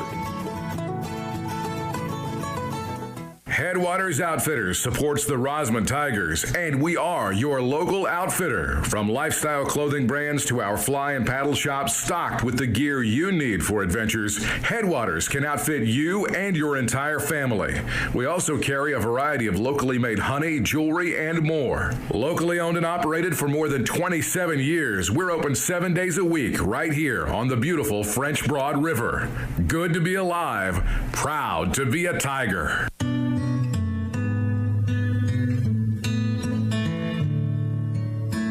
Hello, this is Sheriff David Mahoney. I want to say thank you for the incredible opportunity you've given me to serve as your sheriff.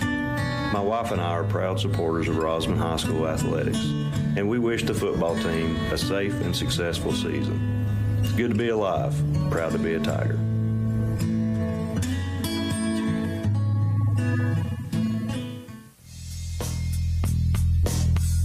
The East Etoe Media Group strives to be the voice of the upper end of Transylvania County. Our area is rich with history, great storytellers, myths and legends, and rich traditions.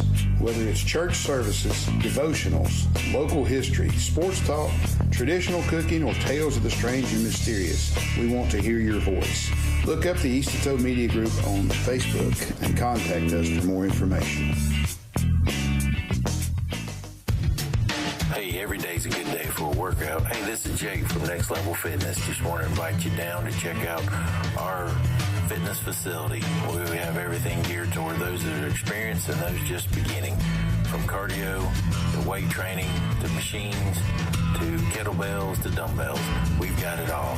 Just stop by or give us a call, 828-966-4419, or visit us at 264 Old Rosman Highway, Brevard. Thanks. Outpost Jay here for you. Got Ford, Chrysler, and Jeep Dodge Ram and certified used in Brevard. Looking to sell your vehicle? It's easy. Go to our website. We'll ask you a few questions and we'll make you an offer. Pay you cash on the spot. It's that simple. eGolfMotors.com. Time out. Late hit. Come on, ref. It's football time in the mountains. Hey, folks, Dan Hodges here with Mountain Real Estate Rocks. It's the season for pom-poms, quarterbacks, linebackers. Cheer them on and help them score big. When you're looking to score big this fall in real estate, call us, Hodges Team, Mountain Real Estate Rocks. Dan and Donna Hodges, 828-507-1259. Go Tigers. Welcome back, Tiger fans. We're at halftime here at Silverstein Memorial Stadium. Tonight's game is presented by CMC Landscaping and Hydro Seed, and also third quarter action. We get to third quarter action. We're brought to you by Riverside Pizza. And this is the Piney Mountain Sawmill halftime report. Yes, it is. And well, first half, guys, we've moved the ball. We just haven't been able to get past, get down deep into their territory. Except on that first drive there, where we had the interception, we moved it down the field a little bit and then just sort of stalled out. And defensively, I mean, we've been getting in the backfield, been hitting them. They got their running backs are tough. They're breaking tackles and going through. But we've had a couple of times, we've run some good blitzes, and they cut inside. They went away from the blitz, and was able to read it well. And Tigers right there fighting hard. We've got some freshmen moved up that are playing some tonight, which is giving us some depth we've not had throughout the season. So it's nice just looking down the sideline and seeing extra jerseys down there. Because usually when they're on the field, offense or defense on the field, there's like 2 or 3 on the sideline. Right. So, and that's invaluable experience right there for freshmen to be playing. They play JV, on Thursday nights, but you move it to Friday night, the game's a little faster. And it's just experience that they can draw on for the next 3 years. And if we hadn't mentioned it before, the JVs had a barn burner last night. They trailed almost the entire game last night to Madison. They were down 8-6 and scored with 40 seconds to go on the clock to go up 12-8. And then Madison come down the field, they had a great kick return, got to their own 48-yard line. They tried to air it out down the field, and Coach Robinson's son Gus went up and picked that thing off and sealed the game for the Tigers last night. So congratulations to the JVs. It's a great game. He's already made a reception out here tonight. I believe so. So it's and the thing about it is, again, that comes back to just being invaluable down as we come in the next fall and the next couple of years. That experience that they're getting tonight is just as big for them. Well, we want to get these kids too, get them to move up and keep playing as they progress through their career. I know I think Coach Rob said that if everybody that's playing this year on varsity and the freshmen all move up, next year we should be fielding somewhere around 24, 25, and that's without recruiting from the hallways and stuff. So I'm hoping that we're looking at, this year we had 15 to 18, usually had about 13, 14 dressed out per week, and hopefully by next season we'll be looking at 25 to 30 on the sidelines. It opens you up a lot more, especially practice. It's really hard for them to practice with so few kids. I mean, they almost have to practice half line, right. And when you're going up against a team like Avery did, and I think Owen may have as well run a lot of counter plays. You can't really practice about the counter with a half line, so it's getting more kids to come out, and we strongly encourage kids to come out and play sports and play football, play volleyball, whatever, play something. But come out and play football, play basketball or wrestle. Football and wrestling work well together, so does basketball. You can play multiple sports in high school. Coach Robinson said something in our interview with me today about and I think Mike was discussing with him where you turn moments into memories. And us old fogies sitting around calling ball games and stuff these days, that's all we've got left is the memories. But you know what? we had to go out there on that field and have those moments first. Yeah. So yeah, that's why we encourage these kids to go out and play sports, whether it be football, volleyball, baseball, basketball, softball, whatever. Go out here and play track. Go out here and play sports and have those moments so you can create those memories. Exactly. And because I tell you, if you think about it, this is the last game of the season. It's the last game of the seniors. And their legacy, Coach Rob asked about that last week being last week and stuff. And you think, boy, I tell you, these 8 weeks that went by in a hurry. And, we missed 2 weeks for COVID. Well, it's been 10 weeks total, but we had 2 weeks off in the middle, right. So yeah. And so it's sort of, it's went by in a hurry, and, that's the way things are nowadays. And, it's just got to be, kids, we encourage you to go out and play, come out and play sports, play football. Joey, let's take us a little break here in our halftime show. It's about 3 minutes to go left in the half according to the clock. We'll be right back. You are watching the Rosman Tiger Sports Network coverage of Rosman Tiger football. Pettit Properties, your hometown agency. Cindy Pettit and Jake Raines are ready to help you buy or sell your home. Give them a call for a free market report and a free market analysis of your home. Let hometown market knowledge help you buy or sell your next home by giving Cindy or Jake a call at 828-966-7800 or 828-553-1023. Or you can visit their website at www.homesalesbrevard.com or pettitpropertieswnc.com.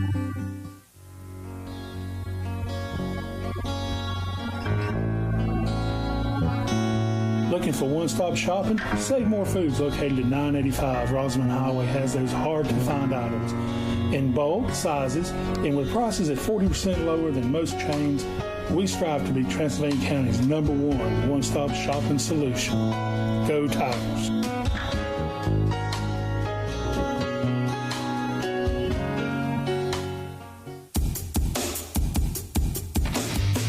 Hey Tiger fans, for all your graphic designs, custom t-shirts, custom hats, banners, signs, or auto lettering, or maybe you need an auto wrap or decal or even a lift and leveling kit for your automobile. If so, please visit 60 Chestnut Street in Rosman and speak to the experienced folks at Dabbler Graphics. With years of customization experience, they will give your business or organization the professional look you want.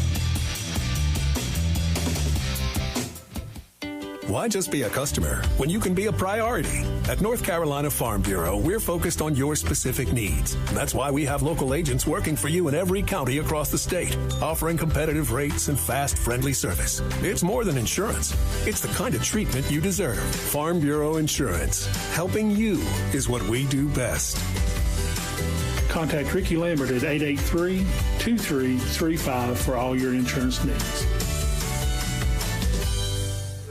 Welcome back, Tiger fans. We're back here as we're soon to be wrapping up halftime here. Joey's got a few more scores for us here. Updates, see if what he's got for us. Yeah, on the Spud Deb scoreboard, we got Robbinsville now 14-0 on Andrews. Second quarter action. Still second quarter action. I'm pretty sure it's probably at halftime, but Smoky Mountain up 21-0 on Tuscola. Murphy now moved out ahead of Swain in the second quarter, 14-7. Hendersonville is up 28-6 on Brevard late in the second quarter. Pisgah now out on top of East 14-7. McDowell and Irwin still at the half. It's 8-6 there. Still haven't got a score from Cherokee and Hayesville. Mountain Heritage, pretty sure it's got to be well into the second quarter there. Mountain Heritage up 28-0 on Madison. Owen is up 14-0 on Avery. North Henderson 13-8 on Inca. And let's see if I got any more down through here. No, I don't. You mentioned Hayesville a minute ago. If we've said it before, but we'll say it again. Folks try to come out tomorrow to the Rosman Gymnasium as the Lady Tigers volleyball team will host a first-round playoff game against the Hayesville Yellow Jackets. Tigers ended up being the number 7 seed in the West. So if the wins keep coming, we should host. If we win tomorrow, we'll host another home playoff game on Tuesday. and it'd be third round before we'd have to travel. So, and our ladies are playing great. I got to see them play a few games this year, and we're going to try to bring you video coverage here on our YouTube channel tomorrow of the game.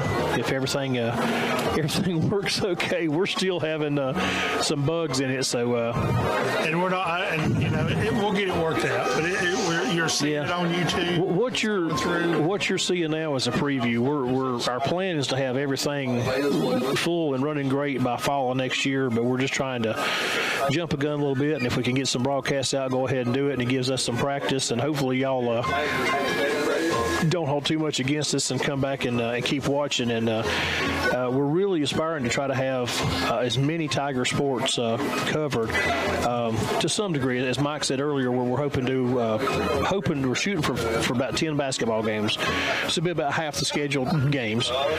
And we're hoping next year to try to bring you more volleyball games next year as well. And as we get into spring, there'll be softball, be baseball, and basketball games, as I said, just different stuff. So we're trying. We're going to have one of those California Stanford games here in a minute if the band's trying to finish their show and the teams are back on the field.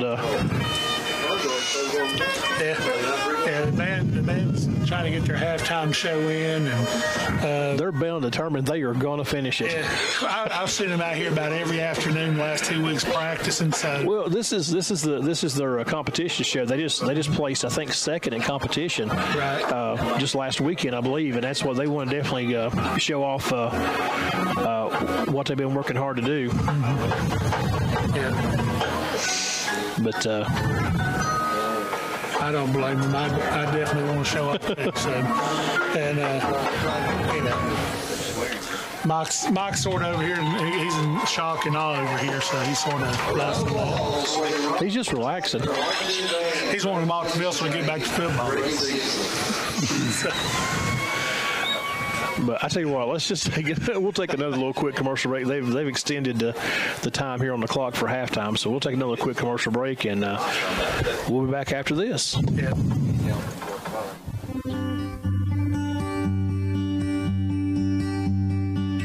It's not just a car, it's the car you worked overtime for, so your team could drive themselves to football practice. State Farm Agent Meredith Baldridge understands that your car and home are things that you worked really hard for. So give them the protection they deserve. Call State Farm Agent Meredith Baldridge in Brevard today at 883-8179. Go Tigers.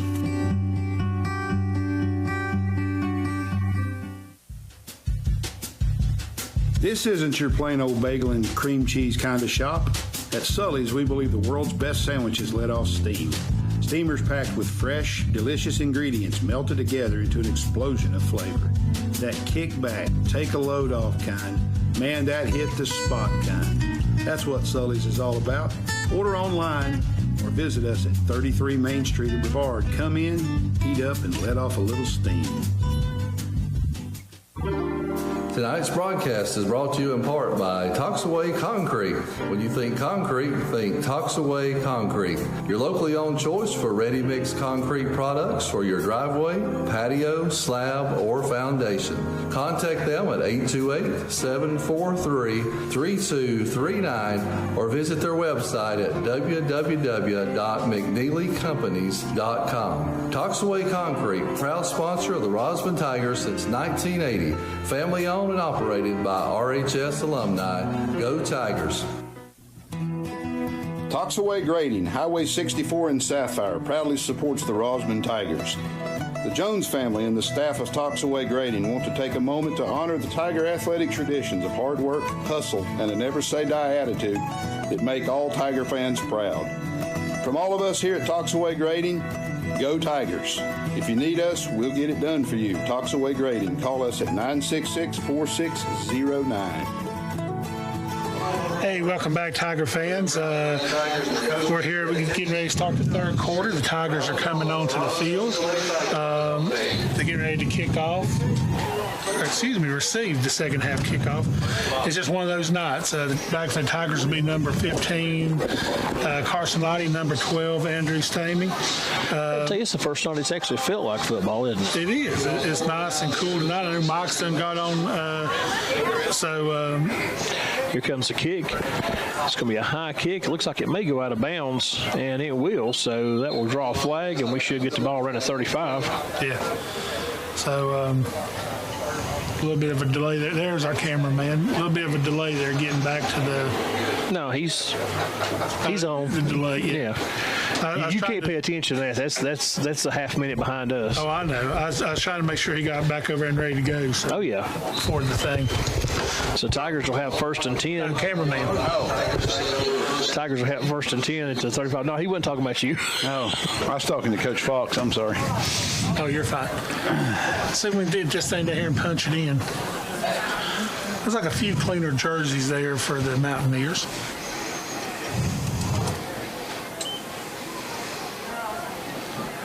Andrew trying to fight through. I tell you what, he's driving his legs, and got up to about to 39. Got hit behind the line of scrimmage, was still able to pick up about 4 yards. 3 or 4 yards. Yeah. So good hard run. He had 3-4 guys had hold of him. He kept driving his legs and pushing them forward. Speaking of folks who had a good game last week, number 40, Andrew Stamey. Yeah. Oh, yeah. You know what? I talked to 12 right now. I talked to Coach Robinson twice this week. I tried to talk him into leaving 40 on him, but he just wouldn't do it. Blocked the punt, had a. I mean, he was just. He was all over it was the his field. alias. He was super Stamey last week. One of our freshmen trying to get lined up here.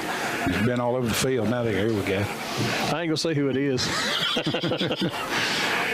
Double reverse. Tigers run a little trickery. Slides down to the sidelines. Turf Monster got him, but he got within about a yard. It's going to be 3rd and 1, less than a yard. Yeah, maybe. he had that corner, too. What do you think, Mike? Was the ice on the field? Could have been. I had to put my long sleeve shirt on. It could have been nice. Joey did comment that. Yeah. If Mike West puts something on, a jacket on, the temperature's getting down. Well, we got this door open here. Yeah. Oh, it's comfortable. Yeah, it's all right. Play coming in. Tiger will be facing a 3rd and about a half a yard here. Ball on their own 44.5 yard line. 10:30 to go here in the 3rd quarter. Looks like it's going to be a quarterback keeper. He's got the 1st down and then some. Good hard driving run his right legs. Good hard run. He got right at 10 yards on that carry. Didn't do anything fancy. Just direct snap to the quarterback and he takes off. Yeah. Just boom. Picks up The line did a good job plowing the road for him there too. So about 10 yards on that play and a 1st down. So 1st and 10 at the Mountaineers' 46-yard line as we hit the 10-minute mark here in the 3rd quarter. Tigers in business on Mitchell's side of the field. Took a gang of Mountaineers to bring them down. Okay, now you could call it. There's a camp of Mountaineers, a village of Mountaineers. Yep. Here comes the Tigers. That was blitz there. Come running right hand side. Good blocking. Yep. Good hard running, and he's going to fight his way down for about a 7-8 yard gain. Let's see where they spotted. It's close inside the 40, maybe the 38. Close to an 8 yard gain. It looks like. Well, 7. Tigers moving the ball well. As Joey said, there's a few clean jerseys out there, but that's all right. We don't care. No, we don't care. We want to see a good sustained drive and some scores.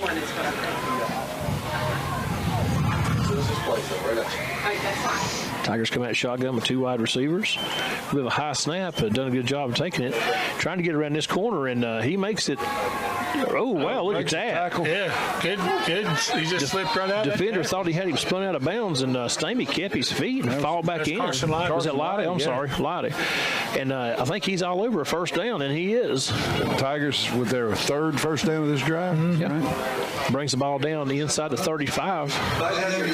Tackled over there by a whole mountainside of folks. Whole mountainside of folks. The whole mountainside of folks, yeah. I'm just pretending you didn't say it. As long as the Hatfields and McCoys don't break out, we're good.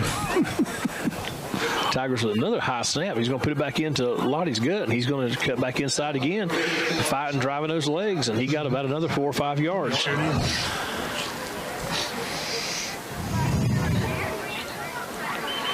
comes Corey Rackley back into. How about a settlement of Mountaineers? Would that be okay? A camp. A wagon train. Oh Lord! Now Matt's in the game. He's in the game now. Yeah.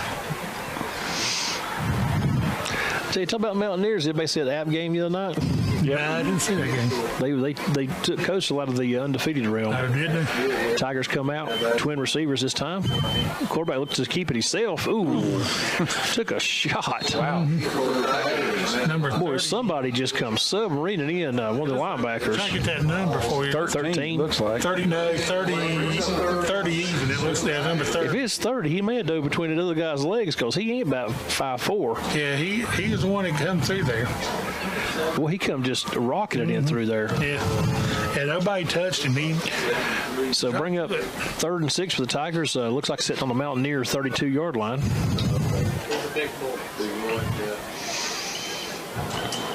Tigers. Oh, and he dives across the 30. Yeah, it's going to be short of the first down.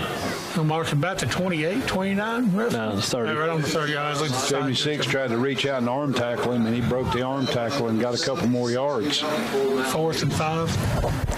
Yeah, it'll be about 4th and 5 for the Tigers here. Third quarter action brought to you by Riverside Pizza. Tonight's game presented by CMC Landscaping and Hydro Seeding. I say the Tigers probably going to try to take this on the outside run here. Mitchell's everything stacked up inside. Well, the ball's on the ground. Corey Rackley took the snap and I think he tried to hand it off to Lottie, and I think Lottie thought he pulled it because he didn't even reach back for it. Yeah, he thought he pulled it and was going to take it, which if he had, he was wide open on this side. Lottie would have had room on that side as well, but just a little miscommunication there, and it's going to turn over there on the fumble. So Mountaineers will take over 1st and 10. They're on 34 with 6 minutes to go here in the third.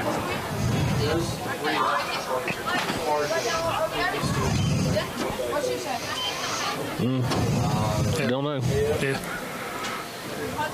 Shouldn't be with that, but yeah, I don't know.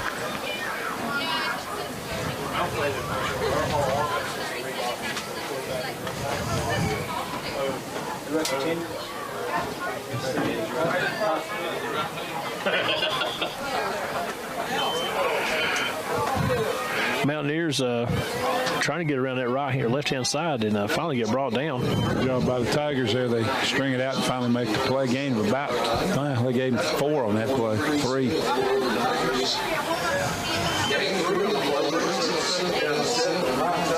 Holding the Tigers on the tackle there.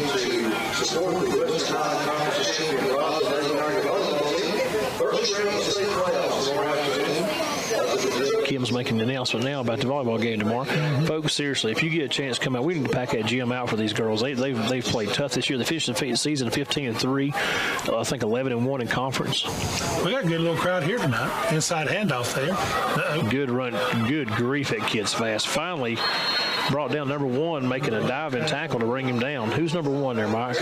Number 1 is Creed Smith, the quarterback of the JV program, and he just threw his body and dove and was able to trip him up. Otherwise, he'd been gone for a long one. Listed as a wide receiver here on the varsity team, but he was a quarterback on the JV team this year, and this Matt was told, well, we'll get it between plays here. So 1st and 10 for the Mountaineers at Tiger 38. Weaving his way through the Tiger defense there. They finally bring him down about a 5-6 yard gain. Number 30 there on the carry. Quick score off the spun-dip scoreboard. Murphy and Swain now knotted up at 14. Smoky Mountain still up on Tuscola 21-7 now. Hendersonville 35-6 over Bavard. Chink in armor. His coming back on them. 14-7 on East. Tigers looking to maybe put some pressure here. And they are, and they're going to stand him up there for a short gain. Is that about, 3 out of it? He might have got 3, yeah. Marking just inside the 30-yard line there. Good little carry, though. It's going to bring up a 3rd and 1 for the Mountaineers. We're down to about 3:25 to go here in the third quarter. If you just joined us, Mountaineers with a 28-0 lead over the Tigers.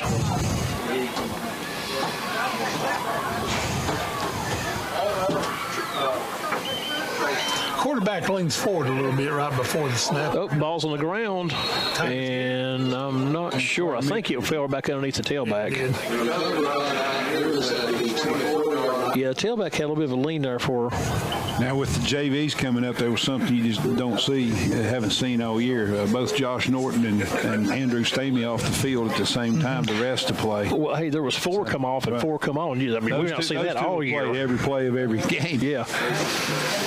Trying to get around his right-hand side. Ooh, met in the hole and stood up. Tigers. Josh Norton met him right in the hole.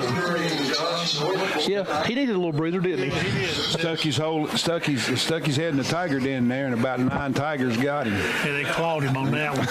They stood him up, drove him back about 5 yards too. But Matt's missing all them. Yeah, am I missing? No, I'm ignoring all them. Is what I'm doing. Come see there and smacks him backwards, you know. I'm afraid Packy's going to think I'm saying it and start throwing something here in a minute. They're killing me with these dad jokes down here.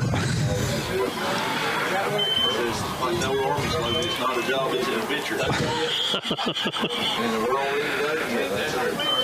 That running another little inside handoff. Tigers read it well. Well, that wingback started about a half an hour before the play. And I know they've had about 4 or 5 times already that they got a little double, triple motion going in the backfield.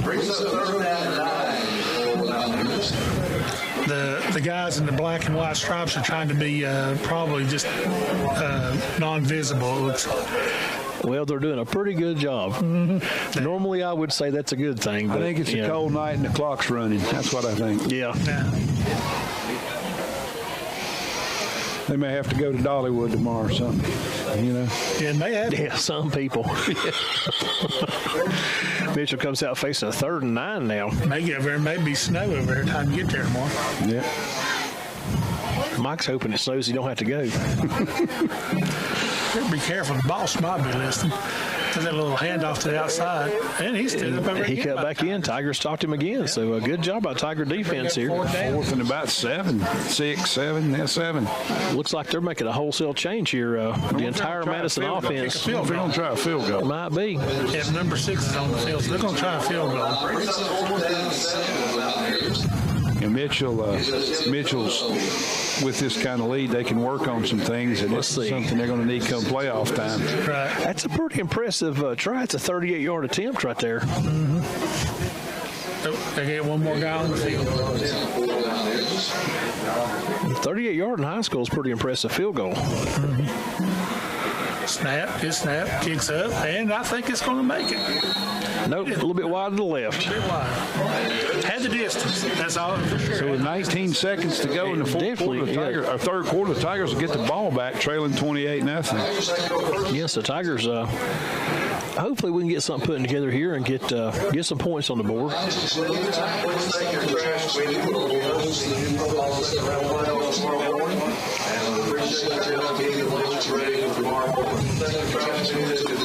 I tell you, it was impressive though. That ball would have been, the kick would have been good distance wise. I mean, from probably 45. Mm-hmm. He's just a little bit off on his aim, but that was impressive. Tigers come out. They'll cut it back inside and back outside again, and it's going to be good for about a 4 or 5 yard gain, looks like. Carried by Carson Lottie. No, maybe 3 yards. I guess he runs so much side to side, it looked like he was running a whole lot further downfield. So that's going to end the third quarter. At the end of the third quarter, Mitchell 28, Rosman nothing. We'll be back after a commercial message. You're watching the Rosman Tiger Sports Network. This time is sponsored by Friends of Rosman Football. We are the Rosman family. Fans! Business owners, Parents. alumni, And friends. All of us share a common love for Tiger football. And Tiger pride. Whether we travel for hours to sit in the stands, Or ride the fences. or we listen from home. Friday nights. Come August. are all about football. Go Tigers! Good to be alive, proud to be a Tiger. Football, you bet. You manage to pack more in your day and make it look easy. It's just what you do. You need a tire that will keep you going for the long haul so you can take on those tough jobs. Let us introduce you to the Michelin Defender LTX MS tire. It holds up under tough conditions to keep you rolling strong. Stop in at Charlie's Tire to see the Michelin Defender LTX. Do more for your miles. Charlie's Tire is located at 177 North Caldwell Street, or you can give them a call today at 883-2815. Go Tigers. Welcome back, Tiger fans. Tigers with the ball getting ready to face a second and long 7, maybe 8 here to start the fourth quarter. Tigers trying to get around this left end. Oh, trying to make a cut back, and he's still on his feet. Broke a tackle. To a stiff arm, broke a tackle, lowered his shoulder, and got a first down. Fantastic run there. That was Stamey, wasn't it? Andrew Stamey. Number 12 Stamey, not 40 Stamey, but number 12 Stamey. Both like 40 Stamey, though. The intensity of 40 Stamey. Yeah, he run like 40 Stamey, but it was 12 Stamey. Yeah. I thought we might see Colton run the ball a little bit tonight, but he may have, when he lowered his shoulder, might have knocked the other 28 of his number. I'm not sure, but he laid a lick on that. Tigers come back up 1st and 10. Ball spot sitting about their own 35. Ooh, high snap. Good job there by the quarterback. Trying to get around that left-hand side. I think that's Rackley, isn't it? Yes, that's Rackley. Rackley up to about the 39, so about a 4-yard gain. There's a flag. Yeah, there was a chop block over there. Yeah, it was a pretty vicious chop block.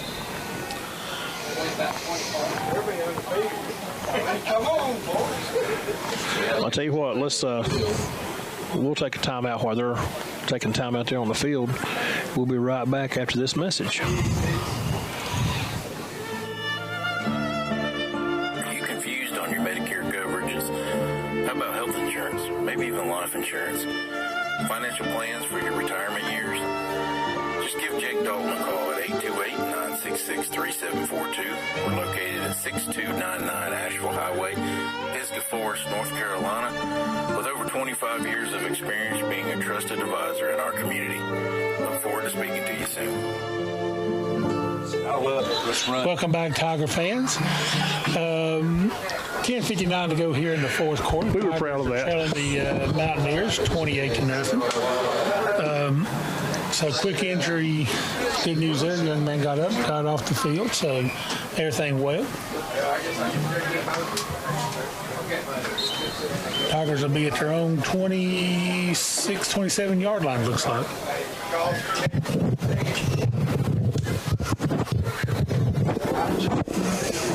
I lost my microphone, sorry. Folded up, couldn't find it. Attached to the side of his head. It's attached to my head, I couldn't find it. He's still working out these new headsets we got. Technical difficulties. Thank you. There's Tigers take a snap, looking to pass this time. Oh, got knocked out the line. That's one of those things where it's a good job by the defensive line, got their hands up. There was.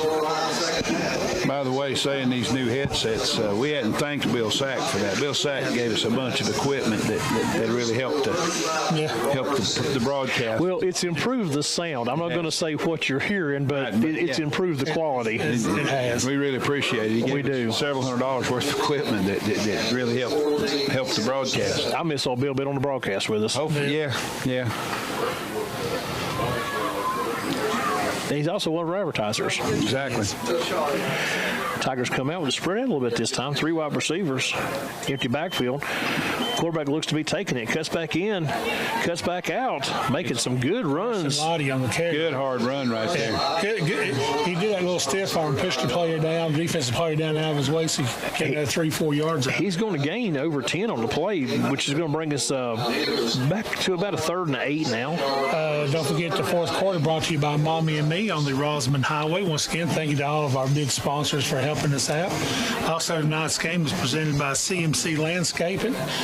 And we'll carry some of these through the volleyball, or at least one volleyball game, maybe 2 volleyball games, plus some of the basketball games too. So we'll try to recognize them as much as we can. And if you'd like to run an ad, get in touch with us. Get in touch with us. Facebook. For basketball, for volleyball, for baseball, softball coming up. Yep. Tigers on their 37, facing a 3rd and 7. Nice little move. Oh, man. A little bit behind the receiver there. I tell you what, number 13 just about stepped in and made a good pick on that. But if he hadn't touched that ball, I think Stamey would have been off the races. He was wide open coming on that slant, and 13 just happened to step in front and break that thing up. 4th and 8 here. Quick score on the Spud Dip scoreboard. Murphy now up 21-14 on Swain. Still 21-7 Smoky Mountain over Tuscola at half. Tigers lined up to punt here. Jenkins with a away. Good punt. It's got a crazy backspin. It's going, there you go. It dropped back a little bit.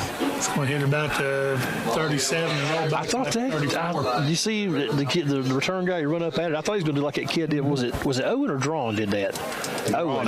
Was it Drawn? Several times Drawn. Yeah, it'd bounce and he'd run up on the bounce. And he didn't get jerked out, so we the game. So we assumed the coach must have been okay with him doing it, because. And we apologize. I'm sure you talked about it in the pregame. We didn't get our second half in there. It wasn't our fault. You two. Something happened with something happened. We had good internet signal. Everything looked good, and then it just So we apologize. It's a good second half. It's a fun game to watch last week, but. As Matt said, it's a learning curve. Yep. Mitchell comes out, 1st and 10. They're on 33. Trying to run around the right side. He cuts back it inside. One man to beat. He's got. No, he's got. Tigers are trying to get an angle going down the sideline, but he's got some speed. It looks like he's going to take it to the house. So that is going to be a 66-yard run there for a touchdown. So about 8:10 to go here in the 4th quarter, and Mitchell's going to add to their lead here.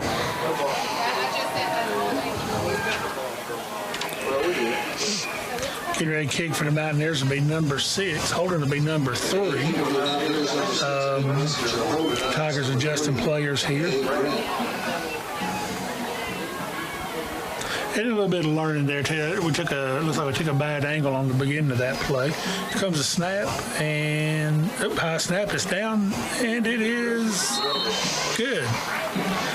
So go ahead. With 8:10 to go in the 4th quarter, the Mitchell Mountaineers are leading the Tigers 35-0. And we'll be right back after this commercial break. Fire and Smoke Barbecue in Rosman, North Carolina is catering for any event. No party is too big or too small. Pitmaster Bill Sack brings you low and slow wood-smoked beef brisket, pulled chicken, pulled pork, and fantastic pork ribs, as well as all your favorite sides, baked beans, coleslaw, collard greens, green beans, and mac and cheese. All the best stuff, all lip smacking good. We cater to please. Call us at 506-1534 for real good barbecue. Welcome back, Tiger fans. If you just joined us here, we're in the 4th quarter, 8:10 to go. Mitchell just scored again to go up 35-0. A nice long run. It was a good job by the young man. Just kind of cut back and forth. He went right, then left, and then right, and then left way outside, and just outrun the Tiger defense. He got some good speed and made some good moves. It was a 66-yard run there for a touchdown. Getting ready to kick off, the Mountaineers will be number 6, as you can well see there. Good high end over end kick could be fielded down there by an up man. Cuts it to the outside. Lowers the shoulder and against one of the defenders and one of his teammates. Good little return up across the, right about the 35. Yeah, still marking about the 30. Let's see. Tigers backing up, so let's see. 35. Yeah. Tigers have not had bad field position now. We've been starting usually about 30, 35, so it's been not bad at all. Clock's running here, 7:33 to go in the 4th quarter. Maybe the Tigers can get a sustained drive down the field and take this goose egg off the scoreboard.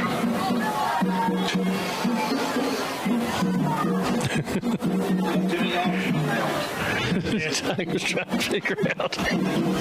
We're going to run that 13-man offense and see how that works. I'm all about that. So we're going, it looks like Corey Rackley will take the snap here. Oh, man, he threw a bullet.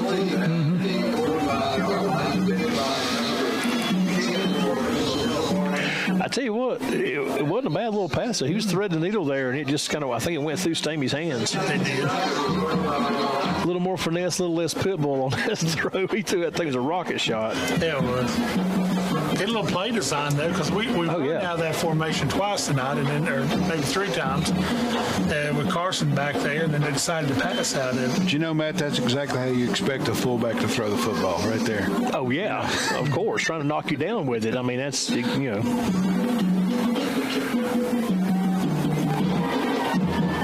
Lotta's going to take a handoff, run left-hand side. Ooh, trying to make that cut back in and just tripped over. Tripped over a Mountaineer there. And he had some space back on this side. He had, I mean, great vision to see where he needed to cut back to. Just unfortunately got tripped up. Bring up a 3rd and 6 here, looks like.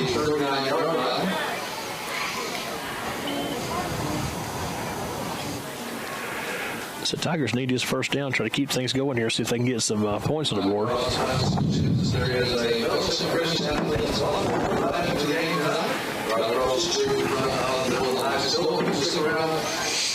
Tigers come out with twins out to the left this time.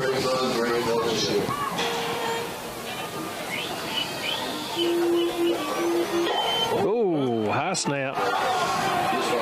Oh, tried to fall on it, and looks like, it squirted away, and Mountaineers are going to get on it. The ball's going to be on about the 21-yard line. They're going to have a first down, 22, 23, somewhere. Let's see where they spotted at.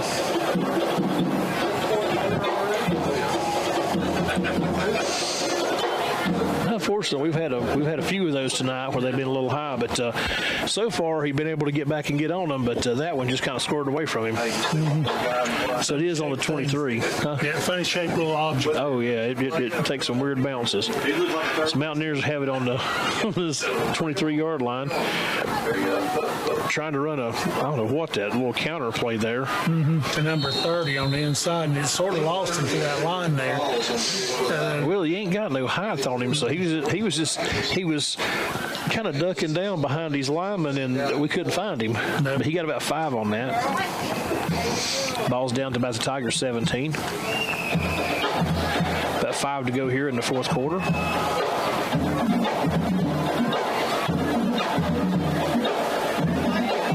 Quarterback's going to hand it off inside again. Tigers in the backfield. Ooh, nice hit on that one. Yeah, it looks like Colton Dotton on the tackle on that one. I think Colton Dotson. He might have still got a game. He got maybe just a yard. Looks like a Mountaineer might have been a little shook up on that impact, because that was there was about 6 guys had a big joint collision there all at one time. The young man seems to be up on his feet, though, so that's a good thing. Good sign. Yeah, that's the number 20 there, I think, isn't it? Yeah. There, 30. So they gave him about a yard gain on that steal. He earned that yard, though, because he got hit about 4 different directions at one time. So clock's at about 4:20 to go here in the 4th quarter. I guess Joey will post the pick 6. Yeah, he's going to put stuff He's up got on one less win than you and one more loss, but he's still in first place. I don't know how that happened. Yeah, I'm not sure. Let me tell you how that worked. This morning I was trying to get that typed up at work real quick and done, and I made some typos. So. The quarterback's just going to keep it up the middle, and not intentional. Had a blocker, and he bounced off Tiger defender into the end zone for the touchdown. So good little design play there. I think that's their backup quarterback. He looks like he's pretty excited to get in and score there. So they'll put our score at 41-0. And we wait the extra point. I'm still trying to figure out how Joey's in first place, man. I'm not in first place, Matt. Because Joey runs the program. Matt's in first place. I just wanted to hear him say that on the radio. Joey does the rankings. Until tonight's over with, I'll be tied for first place again. Because Smoky Mountain is all over Tuscola. Here comes the kick. 8-7. And it looks to be good. So with clock moving. Clock still moving here. I tell you, one game on the Spud Deb scoreboard I sort of been keeping an eye on. Irwin up 25-14 on McDowell. McDowell jumped out there early, but now Irwin took control of that ball game. What's the Hendersonville Brevard score? You hadn't done that one lately. 35-6 at the half, so that hadn't updated in a little bit. Oh. Murphy's still up 21-14. It's a little closer than I thought it was going to be honest. Robbinsville still up on Andrews, 14-0. Mountain Heritage, it says at the half, 42-7 on Mountain. You know, I'll say this, though, Brevard's JVs shut out Hendersonville last night, too. Wow. They sure did. It was like 21-0, 28-0, something like that. Yeah. Pisgah up on top of East. Owen up on top of Avery, 20-11. And North Henderson, 13-8 on Inca. So Mountain Heritage will be kicking off. I think the Dodgers might have scored a couple more runs on the Braves tonight too. Boy, last night they were shelling last night. No, it ain't on tonight. They're on tomorrow night, I think. They're back in Atlanta. I'm see the Braves. I mean the Red Sox and the Astros should be playing. All right, so we're down to about 2:16 to go here in the fourth. Mountaineers fixing to kick off. Good high, deep kick. Fielded by the Tigers, about the 15. Stamey on the return. He's cut to the near side looking for a little help. Oh, slip. I think he was going to try to kick it back out in reverse direction, and looked like he did a river dance there for a second and then fell back on his tail. I think his foot slipped out from under him. But, hey, you got to give them A for effort. They're trying everything. There's no quitting these boys, and they're playing hard. Yeah. I tell you, as Coach Robinson said in our interview the other day, we're going to miss these four seniors because they have been through the ringers the last couple of 3 years, and they're playing hard. And they're going out tonight in style. They're all playing a real hard game tonight. Well, like I said, they hadn't had a normal school year in 2 years, 3 years, so it's sort of hard on them. Tigers come out twins to the left. Hand the ball off. Then he's going to throw it. Oh, man, just a little bit too much air on it. Had a receiver behind the defense. Yeah, well-designed play. Yeah. I think he just got a little excited because he saw him so wide open and just put a little bit too much behind it. Yeah. So down under a minute to go here now. The clock continuing to run. So Tigers will probably be able to get one more playoff here, I would say, before time expires on the 2021 season.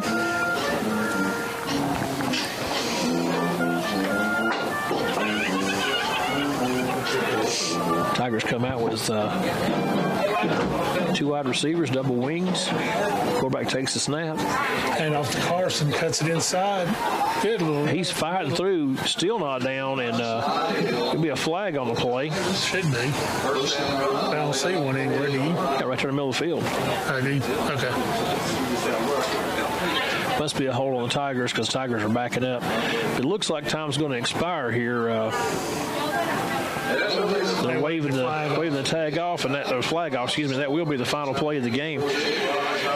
So we will take a quick little commercial break, and then we'll be back with the Riverbend post-game show. All right. You're watching Rosman Tiger Football on Rosman Tiger Sports Network.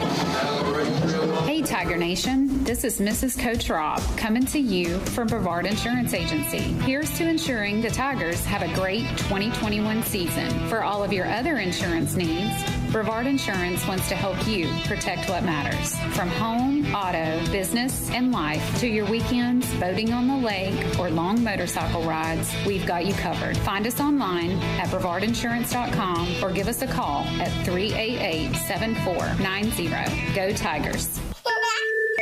At Little Blessings Learning Center, our staff believes that each child is a special gift from God. We are much more than a babysitting service. Our staff provides daily opportunities for growth physically, intellectually, emotionally, and socially. If you're looking for a close, convenient, quality child care center, stop by our facility for a visit.